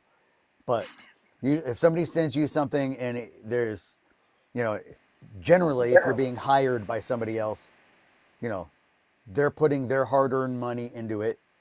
You've put your hard-earned money into it. You're working as a professional relationship. And if you tell me, here's this thing and I need it by a date, you're definitely getting it by that date, if not earlier. It's like, you know, the longer that I'm also working on something, the more that I have to delay every other subsequent project that comes down the line. You know, you try to fill your calendar slots up and stuff. So like the faster you work is always better. And yeah, if you're sitting there like scrolling through like, oh, what plugin do I use? Like if you are having to ask that question, you're probably at an earlier stage in your career anyway. You know, to where you're and it's fine to do that. You got to go through those things. I think we always talk about like it's that arc. I know nothing. Now I know a ton of stuff and I'm going to use all the stuff that I know. And as you get towards the downside, it's like, yeah, man, gain structure, high pass filter, a little bit of comp, maybe add a little top, a little bottom, and call it a day. You know, pan. Yeah, it's interesting that I think that everyone has to kind of go through that. That's literally the process right there. You're going to go through that. Once you get spit out on the other end, it's like weights off your shoulders. And I love how you put that too. Like, I think that's really important for people to think about is, you know, when you're experimenting and guessing at things, leave that for your own time. If you're getting paid, you know, that's like, we know what we're walking into. We're confident. Right. And that's why, like I don't like template culture as in selling somebody your template. Will, you have your template that you use. It works in your environment. That's totally different than like buying somebody else's mix template, which won't work for you anyway. And it's like you just have to like go through. It doesn't help you achieve results faster. You know, usually that kind of stuff still will slow you down because like I don't know what I'm doing, so I'm gonna try to license or borrow what somebody else is doing and somehow apply that to a unique project. And Oh, dude. maybe it might work. Most times it won't. Like I don't want to browerize, this current record that I'm on. Let me tell you, as And a he's a side, his stuff is great, but it's what he does. It's not what I do. I know. went down that rabbit hole once. Yeah. I did on as a side. This is a side thing. On Pure Mix, he goes through his entire setup, how to browerize in the box. It took me 2 days. It was incredible. Yeah. Sounded great. I don't want to go through that kind of headache just to get to. I remember that. Like, that was on Pure Mix, wasn't it? Yep. Yeah, I totally remember that. That was actually like an incredibly like informative video. Like it really was. Like I opened my eyes, but like yeah, to create the browerize like template, no thank you. I mean, and that's all. It's not 100% browerized, but and for those that are wondering what that is, you look up browerized. Yeah. But this is sort of what like, in a certain way, like Luna and Mixbus, and whenever SSL releases their actual DAW, which I'm sure it's coming, channels with compression and EQ into groups with compression and EQ, groups into groups with compression and EQ, into 3 subgroups into your final master, like all these little bits of like there's that we're talking about the light bit of compression along the way. That's what those DAWs are trying to emulate, and it's an old school way of working. Yep. And it's faster if you're doing it on a console, but when you have to sit there and create the templates in a DAW to do it, it's like where the flexibility. It's like even like you're working on like a 9000 in SSL. It's got so many routing options that it if you're doing anything other than like what CLA has, he's got a 4K, right? But it's still like a lot of routing options. If you want to do anything different, you have to totally repatch all the stuff. So it kind of helps to get into, I think, the Harrison console. Yeah. Beautiful. Stuff's great. Yeah. I did a couple records on the mix bus, and I wanted to try it out. And it was cool. I did a couple of the Luna things, and I'm like, yeah, it's all cool. But that's all they were doing is like channels into groups into families into your main mix. I do that stuff when I do live shows, especially when it's really big. You'll like subgroup down, drums, bass, guitars, keys, whatever, and then that's also going into a rhythm section bus. And then that way you can basically at the end of the thing, you're mixing a live show with 100+ inputs on 2 VCAs, like band vocals, and, but all of them are getting a little bit of squish along the way, and it's really easy to balance that way. Well, and because I just made a post about this, and that's really how you want to create your sessions. You want to think in terms of like your DAW is a console. 100%. Yeah, turn it into one. And so how do consoles, when you're recording into one, how does all the signal flow work? And if you could manage that and you could understand that in your brain, you could create killer sessions. That will work for you. And that's kind of what the Browerize is. That's what all these are. Is they're just kind of they're walking in with the concept of this is a console. Your digital audio workstation is a console, and let's set up the routing as such. And that's like it works. What's missing on the market, and I think this would be something useful for many artists and engineers starting out there, or what I also missed when I started, was someone to take me through a course with the studio basics that you would have learned in a real studio back in the days. So, like you said right now, this is your DAW, but your channel is composed out of a channel strip. Why is there is channel strip? What is a channel strip in its core, and how the signal flow does go through your channel strip, and what goes next, and hey, even if you can use 5 times a de-esser on a single channel followed by a compressor, then again de-esser, you should not do that, because that is not the way to do it, so explain it from an analog point of view, how to translate that into the digital world. Then moving forward, another chapter where it comprehends the idea of ADSR, then the sound selection, how do you do the sound design, why you should change the sound of it. That's something I'm missing across the board. There's not a single course out there showing that. There's a lot of courses telling you this is the plugin that does the phase cancellation, the problem with the phasing. This is a good plugin for clipping, for limiting. But there's no, a course that teaches you the fundamentals on an analog piece of gear and how to translate that to digital, because digital gives you the possibility to have 4 CLAs in a row without a problem. That will never happen in an analog way. Right. Actually, I could walk down this real quick. Maybe take a channel out of my board for anybody that's interested out there, and kind of just explain like what a channel strip is, right? And then how you look at your let me pull this up real quick. How you would look at your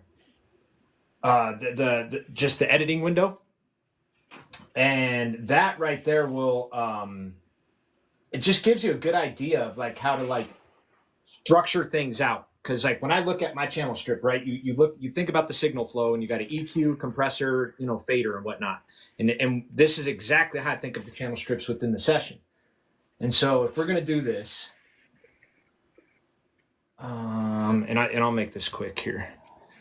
Let me grab my phone and just give a quick demonstration on, what a console would look like, right? And then how you would look at this right here as a console. So like right here, we have a channel strip, right? Each one of these are the same. So we got 1, 2, 3, 4, right? And as we walk down the line, right here's my preamp. So that's the first thing that's going to hit the signal if I'm recording in. And then I believe, I can't remember exactly how the flow goes, but it depends on if you're in post and whatnot, but it will hit the EQ, then the compressor, and of course the fader. And so that's going to be the equivalent of when you're looking at, let me get this thing. All right, there we go. When you're looking at your channel strips here. So first thing, right, they have is an EQ. And it's not like you need to put an EQ on here, but when you're thinking of how the channel strips are on the board, you can now create exactly what is in my board into this session. And now we're walking in with the mindset of like, this is now a console.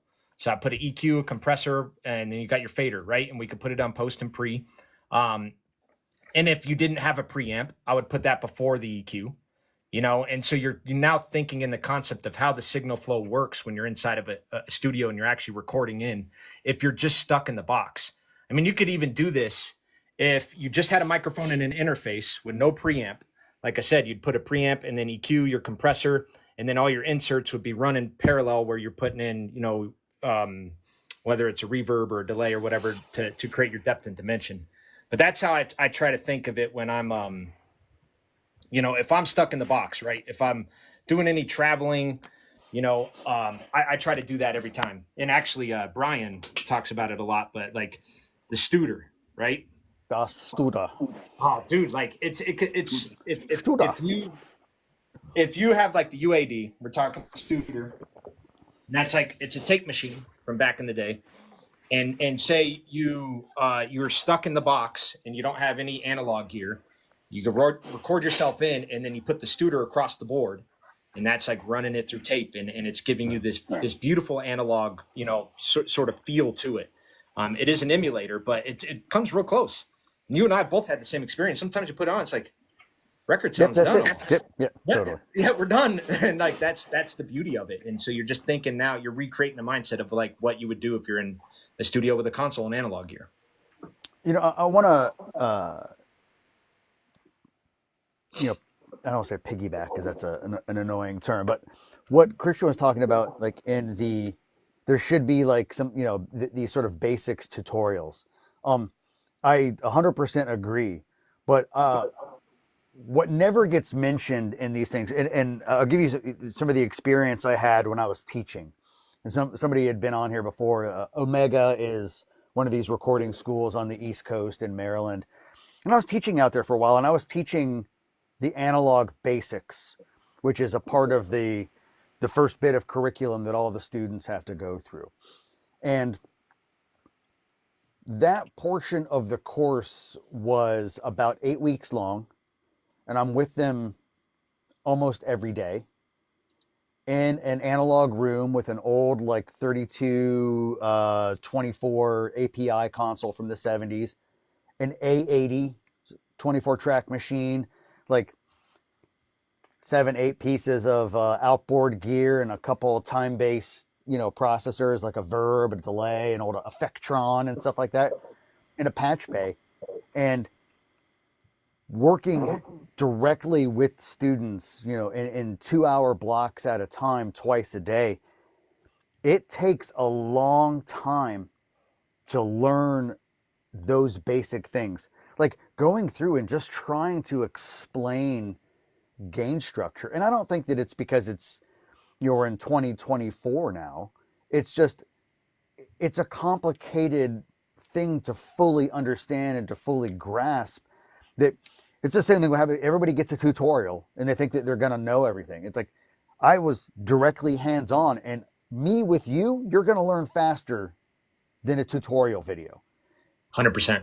And I'm telling you, like, taking smart kids, young adults, but taking smart young people and seeing that, man, their brains, they're still not getting it until they've done it over and over and over again. And we're like, one of the early projects, we bring in this old radio and plug it in, and they mic up the radio and learn about getting gain through it's like, routing that signal to every possible place that you could route it, and understanding how the signal flow goes, and understanding that it's the gain first, and then realizing that it's like, wow, why does this person's on channel 3 sound better?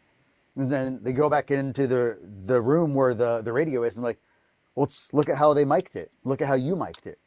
Like, there's so much that's there that you could make a 1-hour YouTube thing covering all this, but you're going to have to watch it over and over and over and over again for one of the 30 concepts that you really need to have mastered before you start taking somebody's money to do it.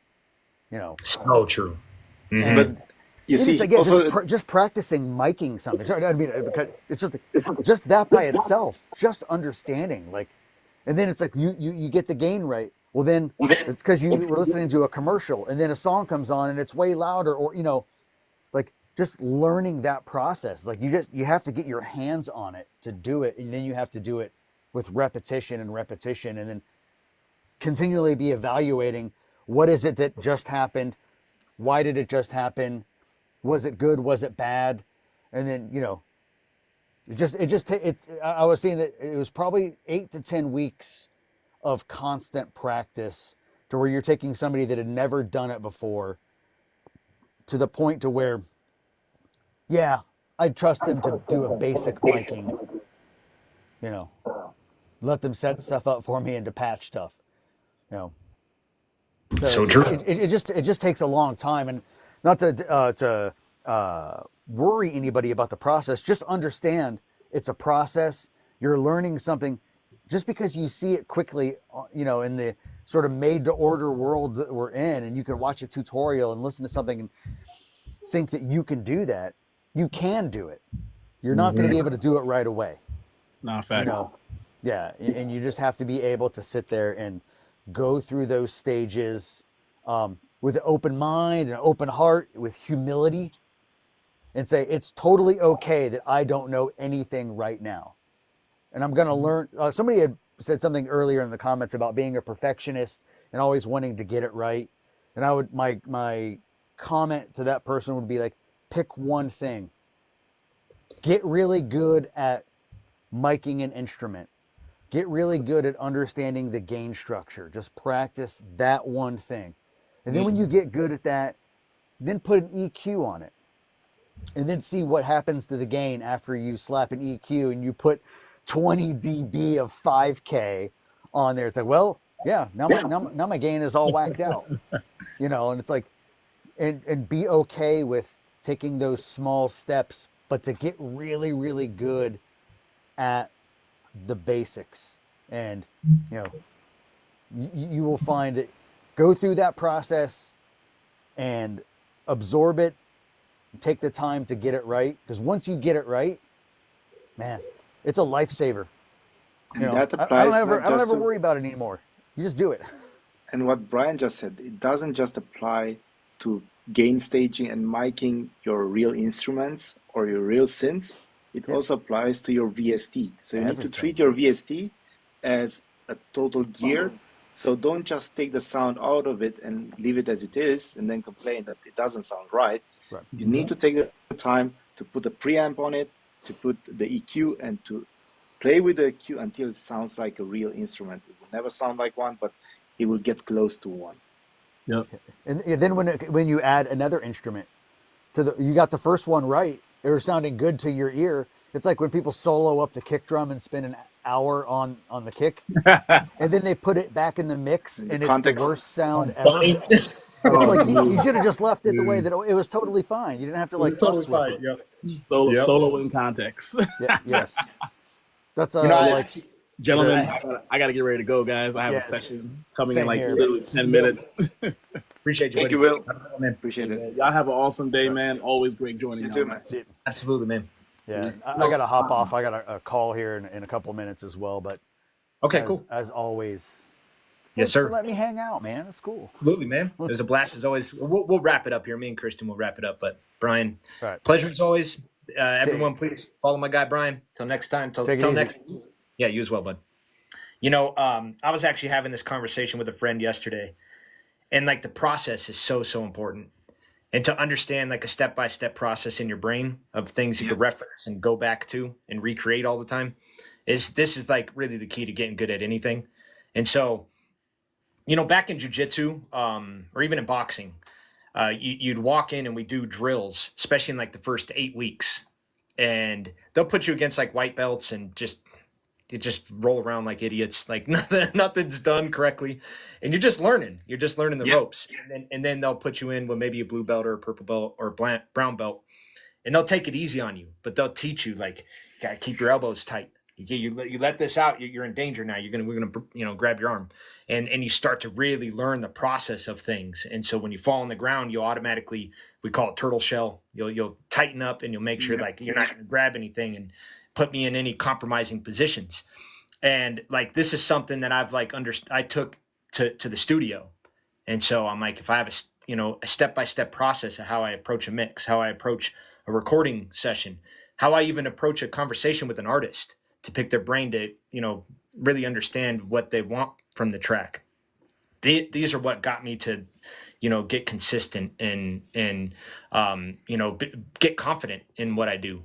And so it's not just understanding what to do, but it's like creating a process within that understanding that you could do over and over and over and repeat. That's the key to it. And it's drilling, it's practicing over and over and over again. It's super redundant. It gets annoying. Put in the hours. Yeah, it's 100%. Yeah, and you just got to do that. Like every step needs to be like detailed out and practiced over and over and over. What's up, But Boo? you talked about a course or at least something like a workshop you were planning to do. I think if you could cover these core components, I think you're most probably the first on the market to do so. To start like with this analog concept and with the basics, and then moving forward to sound design. Because to be honest, outside of Jipo, I think the guy. He has a course now on one-on-one sound design, but that's the only thing I really found related to sound design where he actually explains it that in a very good way. I totally recommend that, also for beginners. It's very good structured. but it's just a part of it. So if you would plan like a course where you can explain the sound selection, so after the analog part and the basics, to go into sound selection and how attack and release does affect the sound on compressors, not just make it punchier, but how it does the sculpturing part of the sound, the transients, the tone. I think those are the parts that really make out a good production, but also a good mix. I agree. I completely agree. And I am working on this.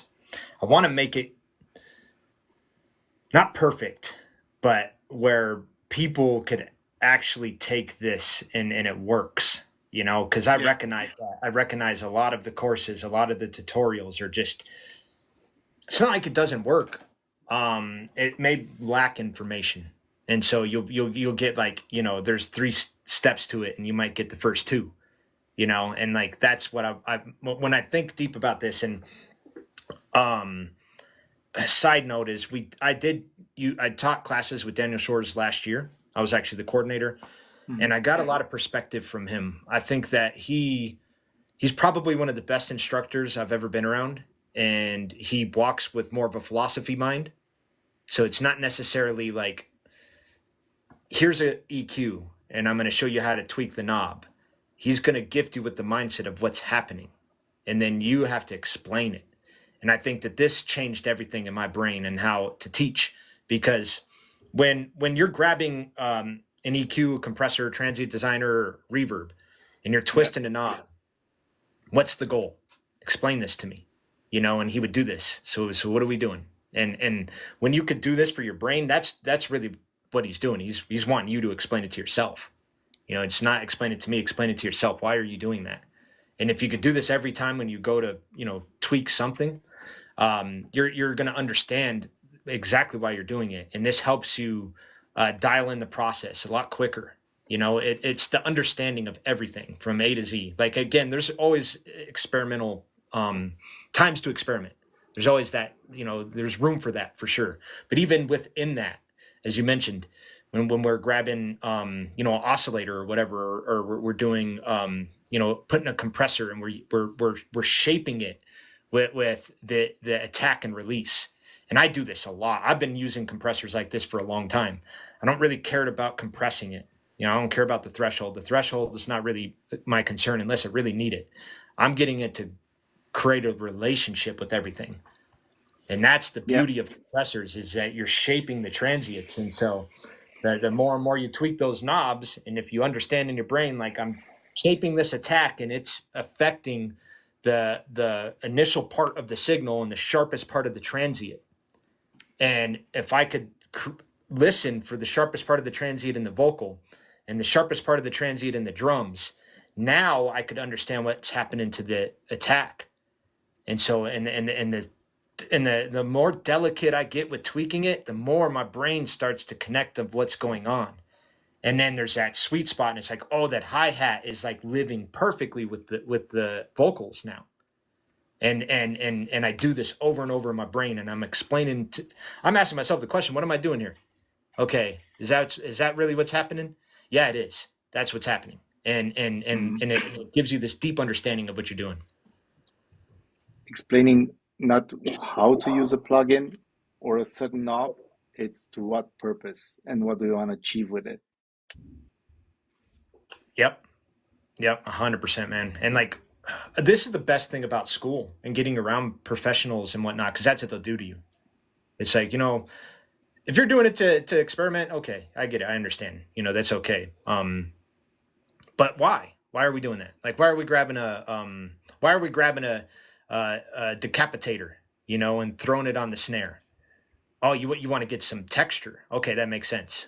And then how are you going to get the texture? You know, we're going to put a little distortion in. Okay, now we're in the right path. But if you know, like I'm going to grab a compressor and I want to get texture out of it. It's like, yeah, I don't know if that's the best choice. You know, and so like that's the whole thing, is like then you get to really question yourself on that. Actually might be a bad practice. And oftentimes I see this a lot, and I fell victim to doing this myself. But you know, when we're first starting out, we'll get taught tricks. on how to get the mix good, and it might work for you at the time, but it may not be the best thing to do. And then we marry ourselves to that, and we don't try anything new. And that's why experimentation, I think, is always has to be on the table, because this, as you advance as a mixing engineer and as a producer, you start to hear things better, you start to understand things better. And so that old trick that you're using that you learned a year or two ago, it may not work for you now because you advanced, you're at a different level. Yeah. And so try something different, and that actually might be a better pick, now that you understand it a bit more, I used Sound Gym. Do you know the website? I think probably have yeah. heard of it. I think that's a Uh-huh. good start for hearing differences, to really understand how compression works, to really identify what an EQ does to certain frequencies. I think that's a good point of start for everybody. Absolutely. Yeah, absolutely. Like, I mean, these are the things that are going to take you the longest. And you don't want to avoid practicing at these things, understanding like what frequencies are what, and getting really, really deep in your mind of like hearing these things, and why is that frequency not good for this track? Mm. I really do believe this, and um, it's definitely my own experience. We're all different, and maybe I could be a slower learner than others, but like a compressor is like very misunderstood, and it's one of the hardest pieces of gear to like get down as an engineer. And then it's way Totally. over Yeah. misused. Yeah, and and I hear it a lot, like being misused. And because the truth of the matter is like to get a good dynamically balanced track comes from writing the faders mostly, not necessarily compression. And I think a lot of people would probably push back on me saying that because, these days we just grab compressors to control the dynamics, and it's not like they're not used for that. They are for sure, but there might be better ways to do it. The thing is, somebody wrote on the chat a couple of hours ago in the beginning that at the time where there was as the songwriter doing the songwriting part, the audio engineer doing the preparation for the gain staging, there was a recording engineer, there was the the production guy, then the mixing engineer, the mastering. So there was a certain team that was taking care of specific parts from when it started producing a track or creating a track until it went out. It sounded better. It's because everybody was trained in a specific area to do the best out of it. Nowadays, the way how a track is being produced changed a lot, because with home studios, you're basically the guy who's writing it. You're the one who's tracking it. The routing, it's also you doing it until the production. So the only thing that probably gets out could be just the mixing and the mastering part, right? Because the rest is on your table as an artist, if you're honest, or as a producer. So that for you need to learn much more than just producing or songwriting, because you also need to understand the part that was actually done by somebody else or by two people back in the days. Very true. There's no way around it, because I don't think you can afford like calling audio engineer and assistants to come to your home and track your instruments, right? So that's something you're gonna do on your own. So basically, yeah, it was better back in the days, but that also changed how music production evolved during the time. Now everybody with sets of monitors and a laptop can actually make music. Yeah. So Yeah, it's way more accessible these days, which, I mean, there's pros and cons to everything in life, and, exactly. and yeah, we're dealing with repercussions of things might be too accessible, but like I think of this, I was, at least for my brain, you hear the term like the business is oversaturated. There's too many artists, there's too many musicians out there, Too many but it's DJs. not over, it's not oversaturated though with a bunch of professionals, a bunch of like highly skilled people. You get what I mean? And so technically the door actually might be bigger than ever for those people right now. The opportunities might be more for those people right now. and it might be an illusion when we think in terms of like it is oversaturated. Yeah, that's in the realm of people that are still trying to figure it out, and so and that noise is a lot louder, by the way. So it gets drowned out by, the ones that really do it. And at the end of it, that's just something I think about all the time, because I'm like, I know that it's not oversaturated. I know our business is changing a lot, but the way I look at it, I'm like, yeah, the opportunities are in abundance. If you're a person that could create unique music that is original, and you could attach your heart and soul to it, and you could translate that emotion you're trying to convey through that track to your listeners and Yeah. to anybody you're submitting the opportunities to, they will come to you in abundance, because there's not a lot of people that are capable of doing this. It's the reason why is this is immense practice. These are people that have dedicated their entire life to figuring this out. Totally agree And with that. mhm.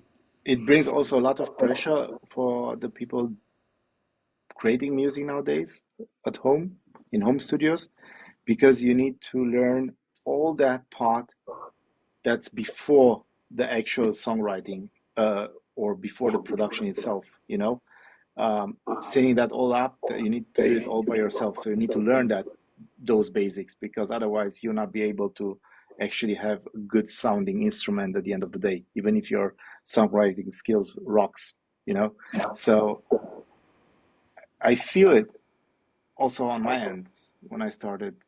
It's I jumped so many chapters, and I was wondering why it sounds so bad, because I was just, getting a little bit of that, a little bit of that, just to make it into the production phase. But like you said, it's if you don't do it right at each stage, combine the result, the sum of your mistakes will end up in a poor sounding track at the end of the day, even if Yeah. you have a great idea for production or so. Hmm. It's the little details that sum up at the end in the mix bus that tells you that something is wrong on the way. And no mixing engineer and no mastering engineer can save you. That's needs to go back to the roots. That's We're, the we're, tracking. we're mixing engineers, not fixing engineers. I say it all the Yeah, time. And it's like, if it doesn't sound right in the rough, if it's not, everything's just all over the place in the rough, it's going to sound like that way in the end. It's the way it works. We're a good mix is highly dependent on all the components, every pieces of the puzzle. The yeah, guitarist, the drummer, the vocalist, the bassist, like anybody that's involved in the record, it's highly dependent on all of those components working together in conjunction to create a masterpiece. And that's like really important to understand. definitely. Alan, good. Congrats to you, by the way, Alan. Like, I know Alan. I got to get you on the podcast, dude. But he says he just landed a gig with a label, and it took him 8 years. And I know Alan. Alan's an exceptionally good engineer, and he works really, really hard to get there. But this story is told to me many, many times. He's been highly, highly dedicated to his craft for, it took him 8 years to get there, and that's like over and over and over. I hear it, and I think that oftentimes like that's something that is overlooked in our industry, is that a lot of people just want things like this, we snap our fingers. And the truth of the matter is to get highly skilled and exceptionally good at anything, it just takes countless hours. And The, then, di- yeah, the, patience. The patience is immense. the difference between first year and 8 years is not the amount of plugins you have or the amount of gear you bought. It's the amount of understanding and skills and experience you gained in those 8 years that make the difference. And that's something you cannot get over a course or over YouTube tutorials. You just need to go through those 8 years. That's it. Well, And just to put hours. my guy Illusion and Lou and Alan, all of them, the network, your relationships. Oh, I can't stress this enough, y'all. That I don't even that's your that's your career won't last long without it. It just won't last long without it. Like, your network is your net worth. They say this all the time. It's probably the most important key, and that's like, I think a lot of musicians lack that, because most of us are introverts and we're just like, I just want to make music in a dark room and not talk to anybody. Yeah. Is it right? I get it. I want to too. That's what we're all here for. But the truth is like you can't avoid this. You just can't. Like the second I started collaborating and putting myself out there and doing this on TikTok, like I got my sponsorship from Cali. I've flown all around the U.S. now and worked with people and been in multiple studios, Grammy award-winning engineers. I sat in like learning Atmos. I was a coordinator of a class with a 3-time Grammy award-winning engineer last year, and one of my favorite humans on earth. And he just called me the other day with an opportunity. And that's what will happen. Your people will look out for you, and that's why you want to build a network. And, like Christian right now, I'm already like, I got some stuff I'm going to send you, and I'm always going to keep you in mind. I already know you're my EDM guy. And that's how these things blossom. And, it does start with you, putting yourself out there. I got to give you credit, Christian. You came to my live, you reached out. I went over to yours. I saw what you're doing. We took a little bit of time to get to know each other, and like, so you put yourself out there. Reached out to me. You invited me on your podcast, and like that's how these things start. They blossom from that. You got to plant the seed, and then you got to go back and water it every day. And check up on your people. And it's please don't overlook this. If you're a musician out there, if you're an independent and you're trying to build, if you're a studio owner, like this is like critical, and it can't ever go away. Why is it that you see Coca-Cola commercials all the time? Why is it that we see these Ford commercials all the time? It's like, don't they already have enough money? Don't they already sell enough? Doesn't everyone already know them? It's because they deeply understand. You need to remember. Mm-hmm. You got to refreshing. Yeah, mm-hmm. It's like keep the relationship, right? Mm-hmm. It is, man. Yeah, and like, and the second you kind of go hermit and just stop, like it literally everything will stop with that. So. See, every major artist I've ever worked with came from a referral. Yeah, and like that's like so many people ask me that. They're like, how did you build your client base? It's word of mouth. Word of mouth is like literally the best. It's the It's the best advertisement you can get. And like, coming on here and doing what we're doing, all of this is an important piece to the puzzle. But, doing exceptionally good work for a client, and they not only had a good experience with you, meaning you treated them well and with respect, and you listened to them, and you're able to perform what they wanted, but you also gave them a quality product. If you can manage these two things, word of mouth will spread like wildfire. I mean, Brian just talked about it earlier, like how he just got referred, multiple clients are referring him to other clients, and that's just how it spreads, and it starts to work that way. Yeah, network is very important. I cannot stress enough. So for me, building my network was, I think, the best thing I ever done for what I'm doing now with music. So because it makes a difference. You cannot learn everything by yourself. You cannot be better by just watching YouTube and some tutorials over the internet. You get the most out of this type of conversations that you have with peers that have gained experience, that are telling you about stuff they have met along the way, that will ramp up your level in terms of experience, right? Because now if you hear someone or someone is listening to you and how you explained it, how the channel strip works, right? That's something he gained right now from your experience and not from a material or a YouTube channel. Very true. And like, I don't know, I think the quickest way to getting good at anything is getting around another person that's super good at it. Like learning, watching tutorials, educating your mind on all that stuff, doing online courses, they're all great.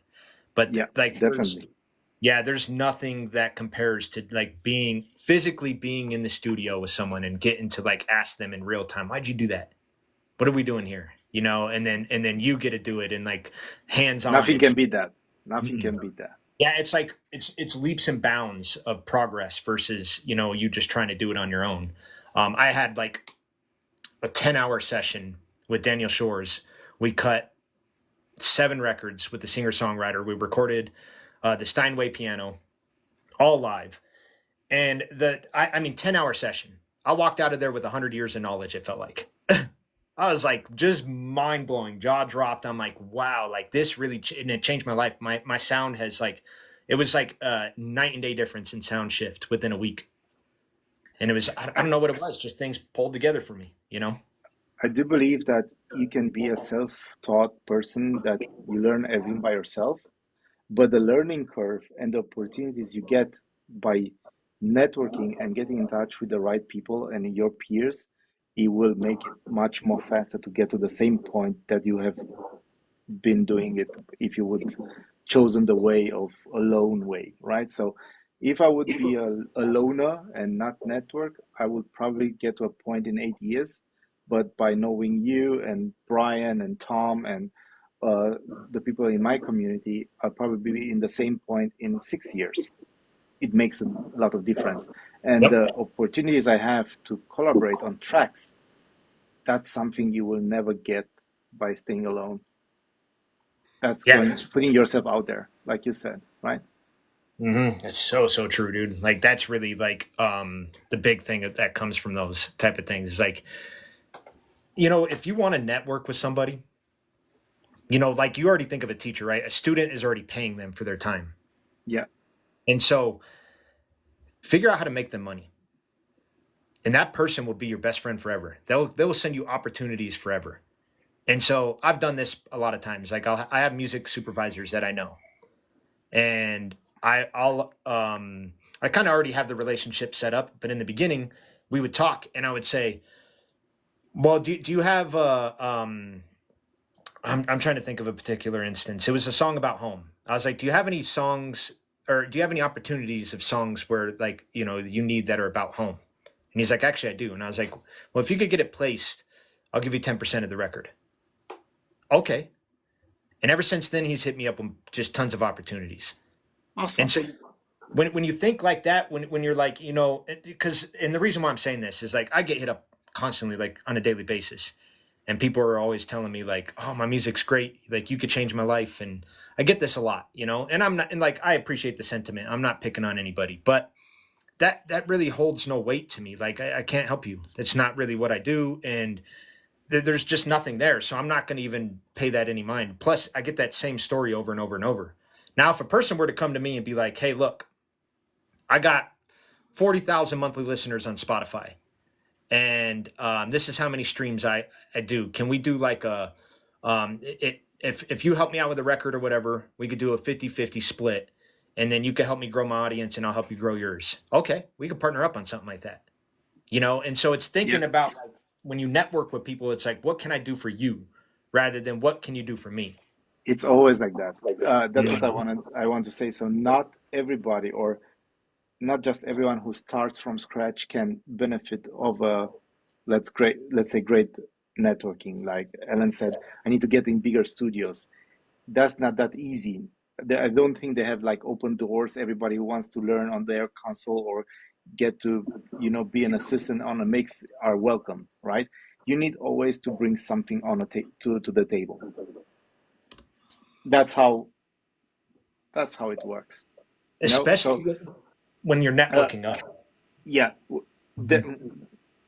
that's what I'm trying to say, because everybody wants to grow, right? Everyone wants to go up, and the way you go up is by learning some stuff on your own and making sure you know your stuff well, or you have some value and you can exchange your value with somebody else's value, and then you can grow, because it's a win-win situation. Otherwise it will be me buying services from you, because there is no real win from you to spend time with me if you have nothing to gain out of our relationship. It needs to be something that benefits us both. Otherwise it will be contracting a service or doing a workshop, and you're paying for that, and that's it. That can also be a case, right? 100%. Why not? Mm-hmm. But when you're saying like networking in terms of exchanging ideas and probably collaborating on tracks, that means you have something to offer. But if you're Absolutely. but otherwise, if you're starting from scratch, then you need to start with somebody that's also started from scratch, or to get into the workshops, go and read manuals, how does a compressor, so get the basics done on your own, and then grow up on your own to a certain level until you find someone that you can relate to and you have something to exchange for. Happened to me. It's very well put, because that's exactly my understanding of it. And in fact, I got invited to speak at Berkeley audio engineering school a Yeah. couple months back, and at the end of it, I'm looking at all the students, right? And I just wanted to like touch on networking, and I was telling them this is that like so there's two components to networking, and you detailed it out. There's networking up. So these are people that have more opportunities than you, and that's going to be a different approach than the people that are on your same level, right? But to the students that I was speaking to at Berkeley is like, I'm like, don't fail to recognize that these students that are all sitting next to you might be the next big thing. Yeah. So you all want to go and work together. Like, don't be that shy person in the class not saying anything. Go network, exchange numbers, see if you could collaborate together. Like everyone is hungry at that point. And so it's super easy to network when you're doing it at linear, like it's level, right? We're all in the same level. It's way harder to network with someone that's above you because guess what they're trying to do? They're trying to network with people that are above Someone them. with even bigger. Yeah. And so like that's the whole issue with trying to network with someone that's above you is if you have nothing to offer them and you can't figure out how to like approach that, your best approach is to just go back down to your level and find people like, oh, I see potential in you, and Yeah. you're probably going to be doing something big 5 years from now. So like, let's team up, let's do this together, and My like point. that's like a really, really strong way to do it. Like it's the two components of networking. And so no matter what level you're at, you could achieve this. You could definitely Yeah. do it. But that's what I just said, also said, right, Rob? If you want to level up, you need to always have something to offer. But if you still want to grow, but you don't have something to level up right now, you can always get to someone, a peer of yours, which is on the same level as you are, or even lower, because I'm, I think, or in my personal opinion, is that you can always learn something new. It doesn't matter the level that that person is, at that point in time. So I can learn from someone that's starting fresh because he has a fresh new idea, the same way I can learn something from someone which is two levels above me, right? So you can always learn from someone something. The only problem is when you want to actually level up. That's where you need, like Ellen said, I need to get into bigger studios. So there's no way around that. Yep, That's it. absolutely. Hmm. You know, And there's something about telling yourself what you're going to do before you do it, and then convincing yourself of it, because your brain will.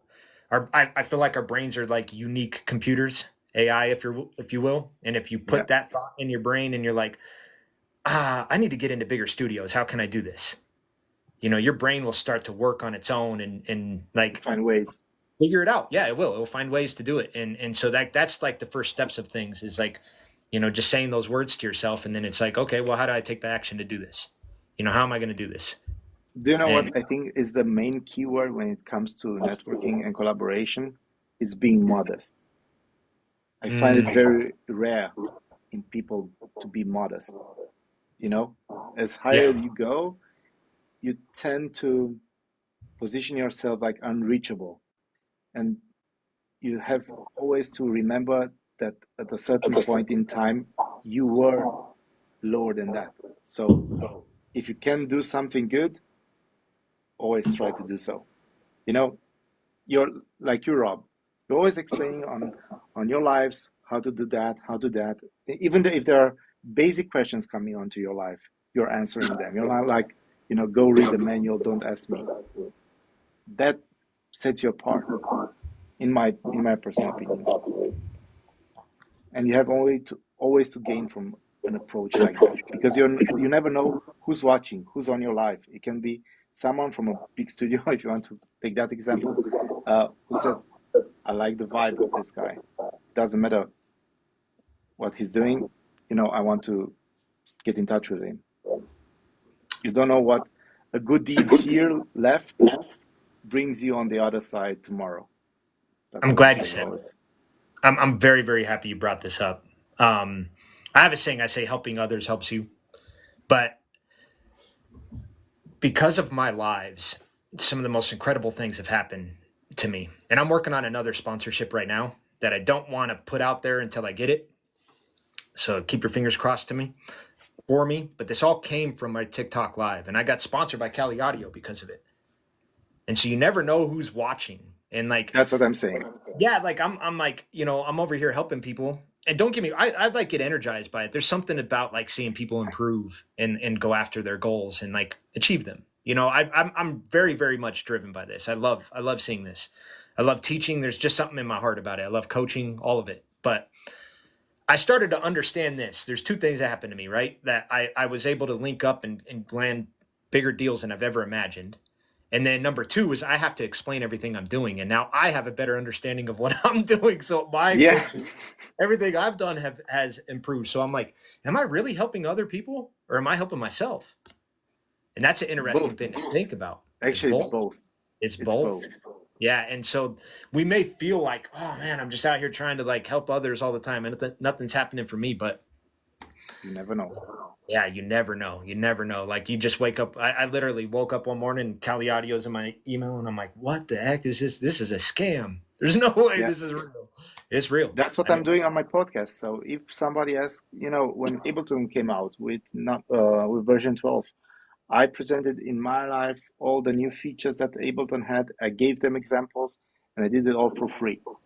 And when I'm answering a question from my chat or I'm talking about something that I'm using, I'm always talking from my own experience. I'm not just saying for the worth of saying stuff. And you know what? I'm doing that gladly because that means I will win a person that probably tomorrow will produce something amazing. And I'm one of those person that put a brick on his house, in building his house. And that's already a payment for me back. I know I helped him a little bit in his career, right? And, like you said, probably one morning I will get a message for someone that's bigger, has more potential or has more influence and says, I want to collaborate with you and stuff like that, right? Even our relationship started like this. When I came to your channel, I was nobody, like someone that joins your channel on a regular basis. And look where we are today. And like I said before, I'm looking forward for a long collaboration on music and stuff. But you never know who's joining your life. You're a testament. You're a testament to it. I remember talking to Tom first, and then you came in.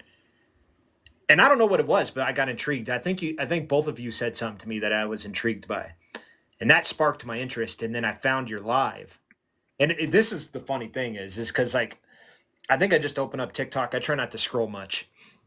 We all know why. Yeah. And so, but I opened up TikTok and you were first, dude, and you're playing one of the tracks I just mixed or just released. Yeah. And I was like, oh, that's super cool. And I got in and so there's something you said to me that intrigued me. And then it was like, I don't know, the universe just worked. It just worked. And like when you were playing, that meant the world to me, by the way, man. You play my music a lot in your lives and it just meant the world to me. Like, yeah. I think all of us like want that, right? That's what every artist wants. Is just like walk into a room. It's like, holy crap, they're playing my song. Like it is the feeling is amazing. The feeling is amazing. Mm-hmm. I was like, I think 2 weeks ago on a live and she was, the person, it was a she. And you know how girls have their own lives and many people on their lives. And she was playing my latest track and I was blown away. It was my track playing. I was like, I can't even say hello. I just need to listen to my track and see what people are saying on the chat. And they were loving it. And, I think that's the point where everybody wants to come to, right? Where somebody plays a track without you knowing that person is playing your track and without you requesting someone to play your track and give you an honest opinion about your track, right? It's just being played. It is, yeah. And this is another thing that I think it's useful when you network, that you support each other, not just by collaborating and doing stuff, but also playing the other one's productions, right? So if I believe in you and your tracks, Rob, not just by saying, but also meaning it, I'm going to play your tracks on my live because I actually dig them. I'm not doing it because you're joining. I didn't even knew that you'll be joining that live. I was just playing because I wanted to play it. And I was, in my community sharing your productions. And I said, have a listen, guys. Awesome production, awesome mix. Mastering is done by Brandon. Check these guys out. And then you join. I was like, no, that's a big coincidence. That really was. I'm telling you, I don't scroll much, so it just like I don't know, universe aligned that day. It was meant to be, kind of thing. Yeah. You know, this is like kind of side note, but I think this is what we all like long for. It's just like for people to like our music. That's what we do it for, you know. And I had a moment with my wife when I got my first TV placement, and we go to watch the show, and we're listening, and there's a lot of music in TV shows, so it's kind of hard to like pinpoint some of your stuff, but to hear my music on TV was like no freaking way. And I remember And that was a moment you'll never forget, right? The first time it 100%. happens. Yeah, I think I teared up a little bit, man. It was like, this is a massive goal of mine, and Congrats. yeah, no, I appreciate it, dude. And like, it's such a long story, but like, I walked away from music for a couple of years, and I was kind of like struggling a bit at that time, and my wife like kind of sat me down and she was like, you said you could produce music for TV. Why don't you? And no joke, the next day I got up, I created my business, my LLC, and I started reaching out to publishers within that first week. Within a year, I got signed to 4 of them. And then that next year, I got my first TV placement. And it's like this like goal I've had in my life for like 10 years. And when I hit that goal, it was like, it was worth it. Yeah, it was like, pinch me, dude. Like, holy crap, like a dream just came true. And like, like, I don't know, like this is like one thing, and to just play devil's advocate with myself, right? That was simply just an experience. Like I had a successful producer tell me this one time. They're like, when you achieve any success in this business, wake up the next day like it didn't happen and get back to work. It's the only way to like continue, because believe it or not, TV placements don't make you rich like we think it does. But like that moment was so pivotal for me. It was like the glimpse of hope that I need to just keep doing this, and we all long for that, I think. 2 things, Rob. So the first thing is Isaac just joined. Probably he wants to come up with us. Then the second thing is I am a strong believer in burning bridges. So I think when you're full in one idea, so if you're starting, like you said, I opened my LLC, I started going, that's a risk you're going to take. And as the bigger the risk is, and you don't have a backup plan, you're like burning the bridges, so you cannot go back. The only way is to move forward. And that's where success comes in. When you're all in. As long as you have a backup, as long as you have something that you can go back to, you will never be 100% there for your dream. Right? So this is something happened to you. You were all in. I'm not all in. I'm saying here very honestly, I'm not all in. I'm always having a backup, but I'm trying to build this. I'm working on my dream, and there will be a point in my life where I'm going to say I'm all in. So this is not a matter of if, it's just a matter of when. But I'm the same opinion. If you're not all in for your dream, it's not going to come, because you're not going to give everything to make it succeed, because you'll always rely on your backup. Yeah, it's a desperate act. I say that a lot. It's a desperate act to make this work. And so you really do need to like backup plans are kind of important. Like you don't want to like put yourself in such a hole that like you might destroy your life. But like my wife won't let me have a backup plan. There's many times I'm just like, I could go do something else. I got a lot of skills. She's like, no, you're not. You're not doing that. Like, I've been there as well. I have just like, there are days when I'm like, what? I can just go flip a burger for a little while just to kind of get out of this. Yeah, dude, like I think we all have those conversations with ourselves, but it's like if you did that, you already know. It's like I wouldn't take music serious. Like Christian's spot on with this. It's very, very true. Like you really need that motivating factor of like, I don't know if I'm gonna like make a check this week. You need that. You know what I mean? It's that gets you out of the chair in the morning. That's the motivation you need to to go that journey on and make it work, because otherwise you will be like, okay, I'm gonna sell something else and If it doesn't work, it doesn't work.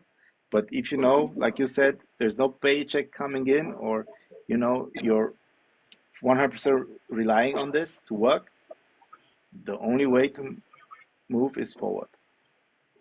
100%. 100%. It's fact. I don't say that if you have a backup, it's wrong, but the time you need to succeed with a backup will be much longer than for those people who are all in from the beginning. That's all I'm saying. I have friends that have done some pretty cool things in our industry, but it's not their career, and not one of them like push as hard as me. You know what I mean? They don't like, Yeah. and I've surpassed all of them, and so like you could totally achieve some really cool things with doing other things as well, right? And so like it depends on your goals and what you want out of life, but I completely agree when it comes down to it. Is that like, if this is just it, you have that fire under your ass every day, and I'm sure Isaac relates to me because it's this like there's no structure to this. Like you don't know what Yeah. clients getting next week. It's just Bro, good luck. hey, look, I'm actually in a car right now driving from Wichita back to Kansas City because I went out on an on location shoot. Like this, I'm all in. I'm all in audio. I just don't do the studio stuff all the time. I'm actually in a car driving right back to Kansas City because you just don't know, and you got to be all in sometimes. And for me, at least for me, this was, and I heard a little bit of what you were talking about. It is a dream. This was definitely a dream for me, but this was an awkward dream in the sense that I grew up in this where my dad kind of invested in me and stuff. But it was one of those, his thought was always, you'll never succeed in this industry, so always do something else. So I worked construction, I worked a bunch of other jobs, all that kind of stuff. But this was always just like this passion. And when I told him that I was going to pursue this passion, he told me that I would never succeed. And so to have your own dad tell you that you're never going to succeed, that you'll never provide for a family, I'm not saying it was the best advice that best thing he could have done for me, but it literally lit a fire under my ass to make sure, like, I'm going to push hard. I'm going to prove you wrong. I'm going to prove you wrong. I'm going to be in the studio, the first thing in the studio, and I'm going to be the last person out of the studio. I'm going to take every project that I possibly can work on, and whether I'm the best at it or I'm not, I'm going to learn. I'm going to make my mistakes. I'm going to get the knots on my head, whatever it takes to be there. And the moment that I turned, I think I was about 35 or something like that, my dad came and visited me in Kansas City. And I was working at a recording studio. We had multiple rooms, Neve console, where I showed you all those jazz albums that I recorded were recorded in that studio. So my dad came and he saw all this, and he literally took me aside and said, "You proved me wrong." He goes, "I'm so proud of you." And awesome. by that time, I was married. I had a kid, and I had another baby on the way, and I was providing for a family and making it, and just, doing whatever I could to make it happen. Yeah, that's amazing, dude. I love stories like that. It's you believed in yourself, and sometimes those naysayers are our motivators. By the way, Yeah. Hey, that's it's the beauty of it. When I started from scratch, and when I'm saying from scratch, I'm saying rock bottom. Like, never touched an instrument in my life, never seen a mixer like a SSL in my life. I didn't even know what a compressor does. So, like, I didn't know any musical theory, like rock bottom. And that was the same thing I got as a feedback. You're never gonna make it. Why do you start working on this? My mom is very supportive. She said, "You give it a try, see what comes out." But the people around you tend to say, "Leave it alone. It's not something for you. You were never built for it. So you're old enough. So you're starting now to do music. Are you kidding me?" And that was the best motivator I had on my table. So to prove them wrong, to prove them I can actually do it. And again, I'm not full in. I'm working 3 days or 4 days production in a week. That's why I'm moving that slow, and I feel I'm moving slow.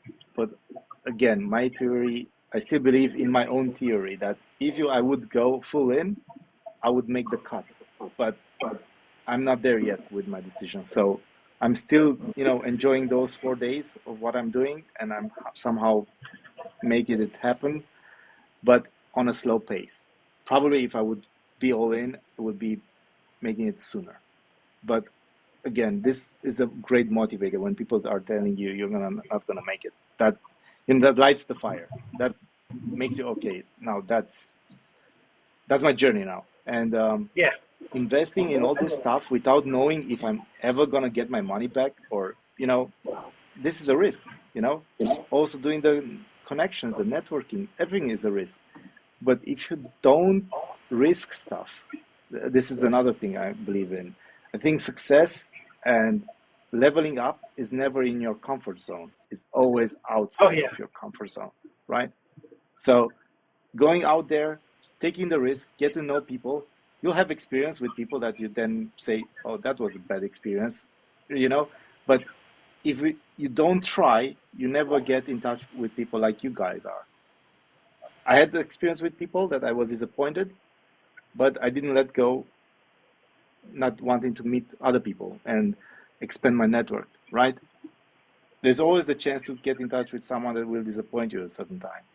But you cannot, based on that single fact, close your door to other people that, bring a real value to your career and to your professional leveling. So that's how life is, right? Yeah. You miss Always you take the miss risk. 100% of the shots you don't take. So you just take a shot. You just take the shot. Like you might miss it, but hey, like if you don't take it, you're definitely missing it. You're definitely gonna miss it.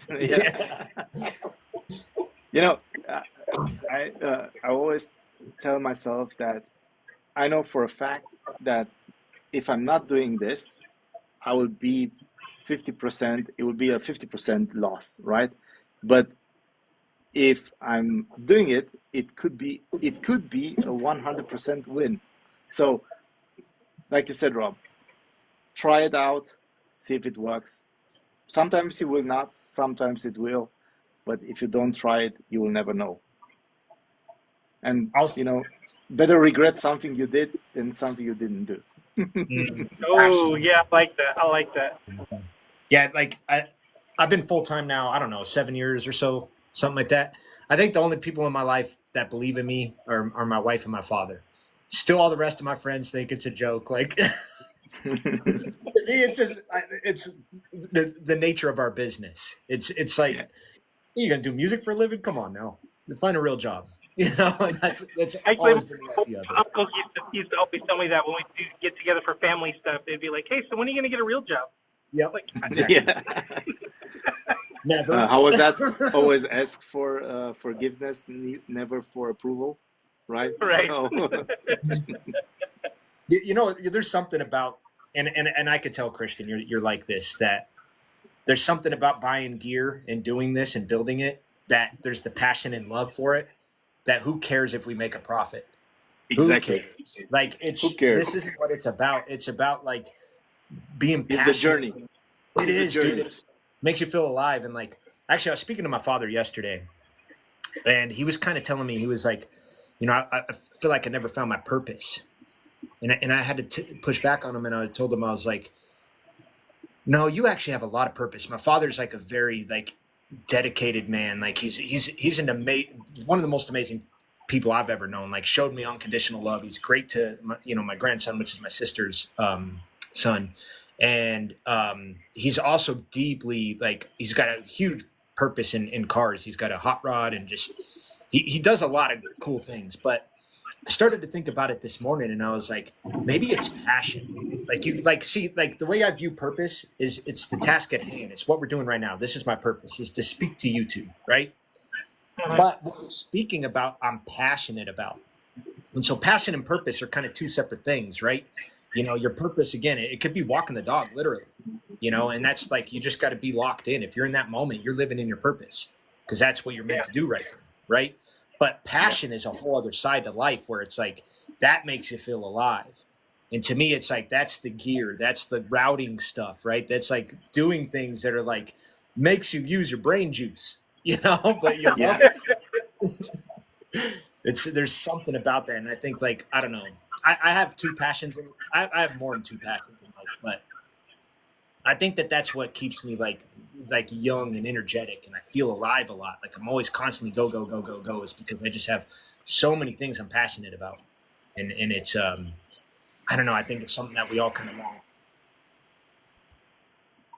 That's amazing, bro. That's amazing. Yeah.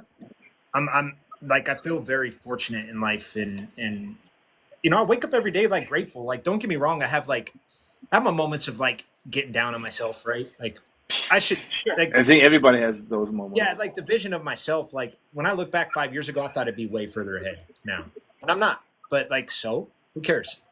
I tell myself it all the time. I'm like, I got to pinch myself. Like this is what I got to do. Like I got to be grateful for it, and like I remind myself a lot. I'm like, I know that there's like thousands of people that killed to be in my chair. Oh yeah. I'd be doing a disservice if I got down on myself about certain things. And that's like kind of the trickery of life is that, we see visions of ourselves and we want things and they're difficult to achieve. And sometimes we don't even get there. And that would attribute to a negative emotion and it's easily to like fall victim to that and like start to beat yourself up over it. But, the truth is that like, it could be worse always. Right. And that like, I don't know, man, just waking up every day is like a gift. And I think a lot about this. I just think a lot about this. I'm like, I try to like rip those thoughts from my brain and just be grateful. That you can do what you can do, actually, what you're doing. That's a gift already. That's not given. That should not be treated as given, right? For me, when I'm producing a track, of course, I'm happy when it's finished.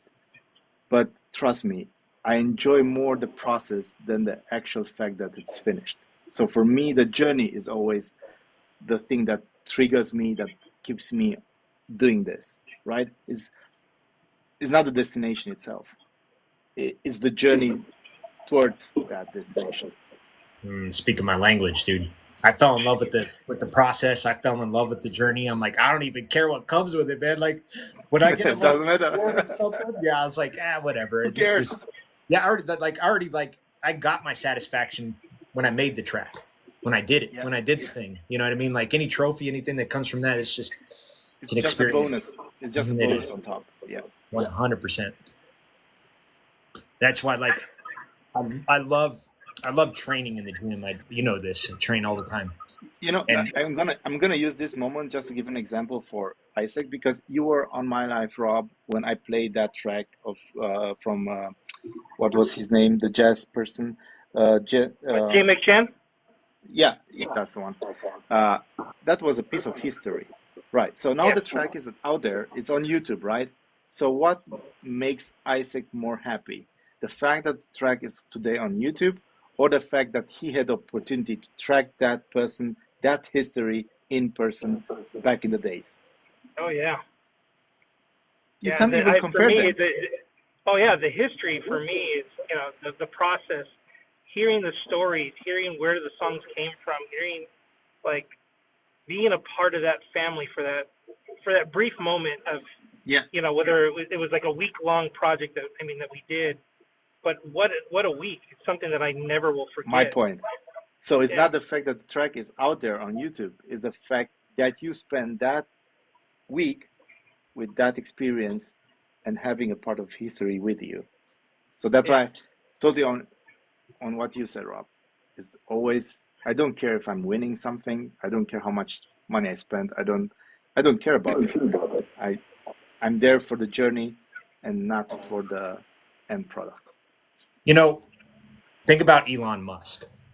A lot of people say, like, what is he working so hard for? What does he keep doing what he's doing? Right. Because he doesn't do it for the money. It never has been and never will be. Most of us, once you get to that level, it's about the work. It literally is. You fall in love with the work. It's like, whatever comes from that is byproduct. That's it. And like, you see it a lot with athletes.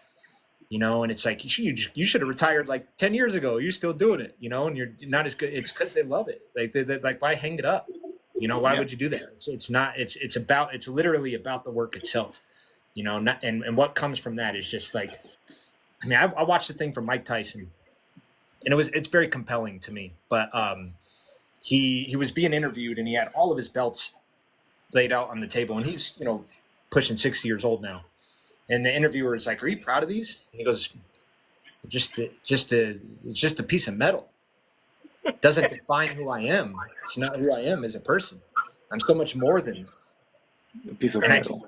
I loved how he put that, because that's exactly how I view anything that I've achieved in the business. I'm just like, you know, it was cool. Like, don't get me wrong, but it's just like, not like, I would rather talk about how the compressor works. You know, that was the fun part to me.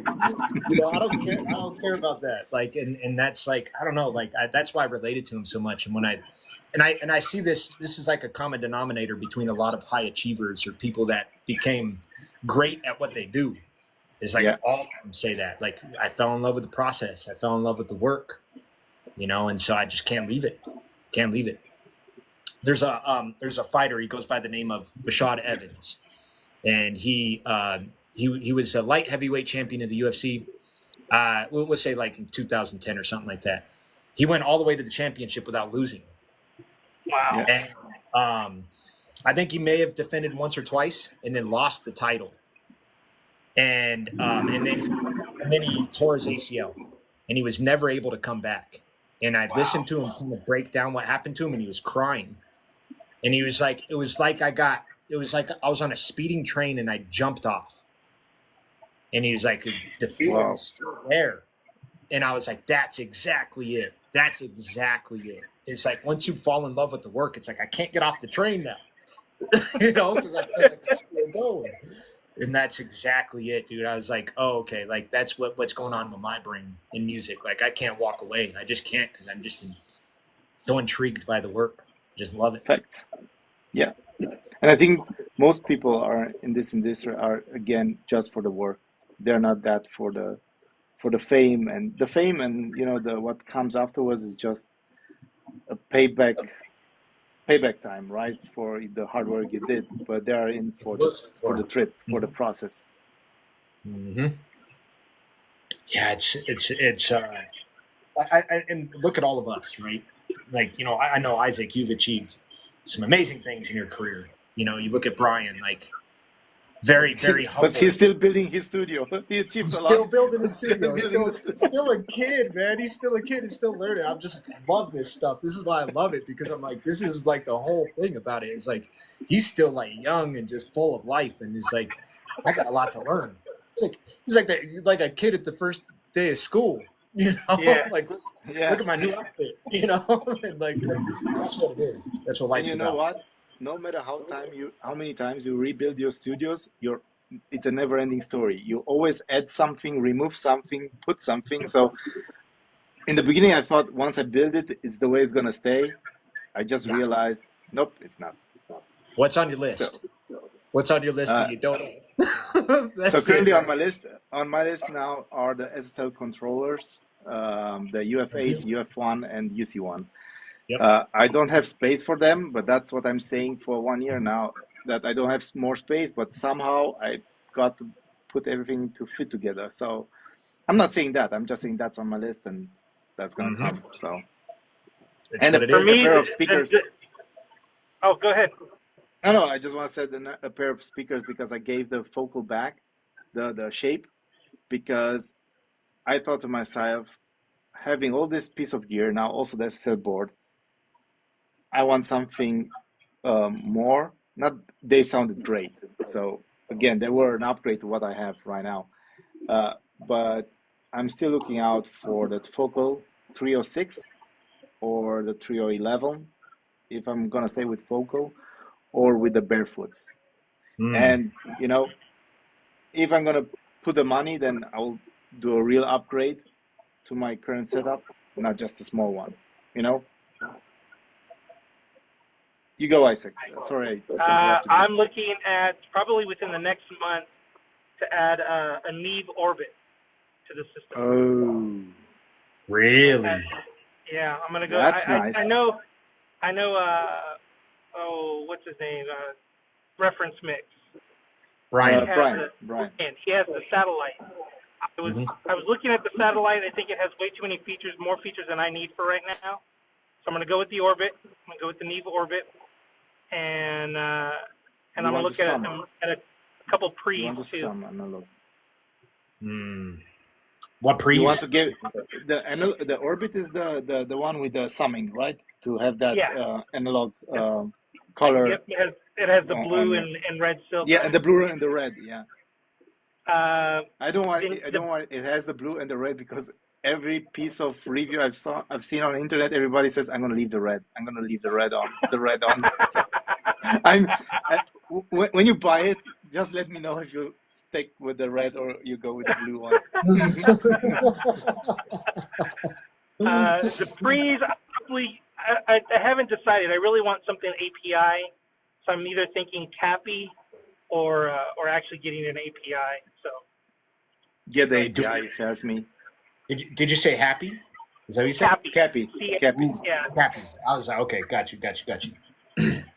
Yeah, those like especially API pre's, beautiful. You just can't go wrong with that.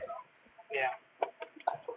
So you're doing like a lunchbox? Is that what you're gonna end up doing? Something like that?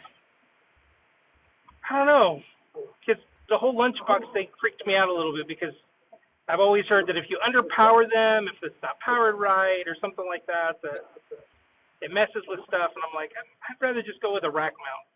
Mm. There I was a actually question on like. the Go ahead. Go ahead. there was a question on the chat that said that it was we were asked if we knew if the plugins have a sweet spot. Um, I think that's a really good question if the plugins have a sweet spot because the analog gear does have a sweet spot, right? So I think that's one of the problem of the plugins. For example, the SSL board that I just bought by watching you, Rob, your fault that I'm 2,000 It's your fault. euros short on my account. Um, let's move forward, right? So Yeah. that's why I almost got kicked out from my studio. Anyways, you tend to see that also compressors and also the board gets hotter, so warmer as you use them. But by getting warmer, it's not the fact that they just get warm, but also the way they react to sound is different. Yeah. So a compressor that's already running for 3 hours or 4 hours will have a different character than the one that you just started up, right? All So right. that's something you cannot replicate with plugins. So that's why I don't think they have a sweet spot because they don't get warmer with time or they don't get that imperfection that the analog gear has. I don't know how you see Yeah. it, but at least that's how I see it. Probably the emulations of analog type of gear, not probably, but mostly I'm sure of that. They would expect a signal at minus 18 dBFS, so that's 0 VU because they're emulating the analog gear, right? But I think that's it. But they don't get better if they are staying in your insert point longer than half an hour or 1 hour. They will still sound the same. They don't have that variable that the analog gear has. That's actually imperfection, but Yeah, it is. that makes it warm. That makes it Makes it different. unique. It makes it Makes it unique. unique. Yeah. Yeah, and that's like I would say like some plugins like you definitely have sweet spots, but it's just dependent on the signal coming in. So Yeah. it's not like it's not a set it and leave it. So that's the difference. Like back in the day, like a lot of guys just they had set it and leave it features, but that's because they recorded the same way every time. Like they knew exactly what was coming into the studio, and so like Right. yeah, that's so different. Like these days, it's like it's coming from all angles. If you're using samples from your VST, right? Like that is going to react to the plugin differently. So there's sweet spots in it, but you have to find them. Yeah. For each track, like for each session, it's not the same. I don't think that there's really a set it and leave it feature that would work across the board all the time on a plugin, like it would, if you had a studio and you're recording people. Rob, I need to jump off. So appreciate for talking to you today Sure. and It is. everybody on the chat. It Hey, is that Christian, good to time. see you, bro. Yeah, Good you to as see you well, too, Isaac. Isaac. Christian, So appreciate it. thank you so much. Keep in touch. Yes, sir. All right, buddy. Talk soon. All Bye. right, man. All right, everyone, chat. We are going to head out. Christian, or Isaac, I appreciate you joining. I didn't think you were going to be able to make it, but thank you for stopping in, of course. Yeah, no, I figured since the shoot wrapped up early, I figured I'd at least just jump on real quick and just, say hi to you guys because, I missed you. Absolutely, man. I appreciate it. We're going to do it again next week, of course. And chat, thank you everyone for stopping in. Of course, please give my guy Kingdom Come Studios, Isaac, a follow if you haven't already. We will be back next week doing it again, 8 a.m. Mountain Time USA. And I am starting to upload these on YouTube. So just in case anyone missed the full thing in the chat, it is going to be available on YouTube. They're going to drop every Thursday. I already have 3 in the pipeline, so this one will be a month out. But all you got to do is just hit the notifications, and it'll notify you when the podcast drops. So again, Isaac, appreciate you. Chat, thank you everyone. Hope y'all have a blessed day. Talk to y'all later. See ya.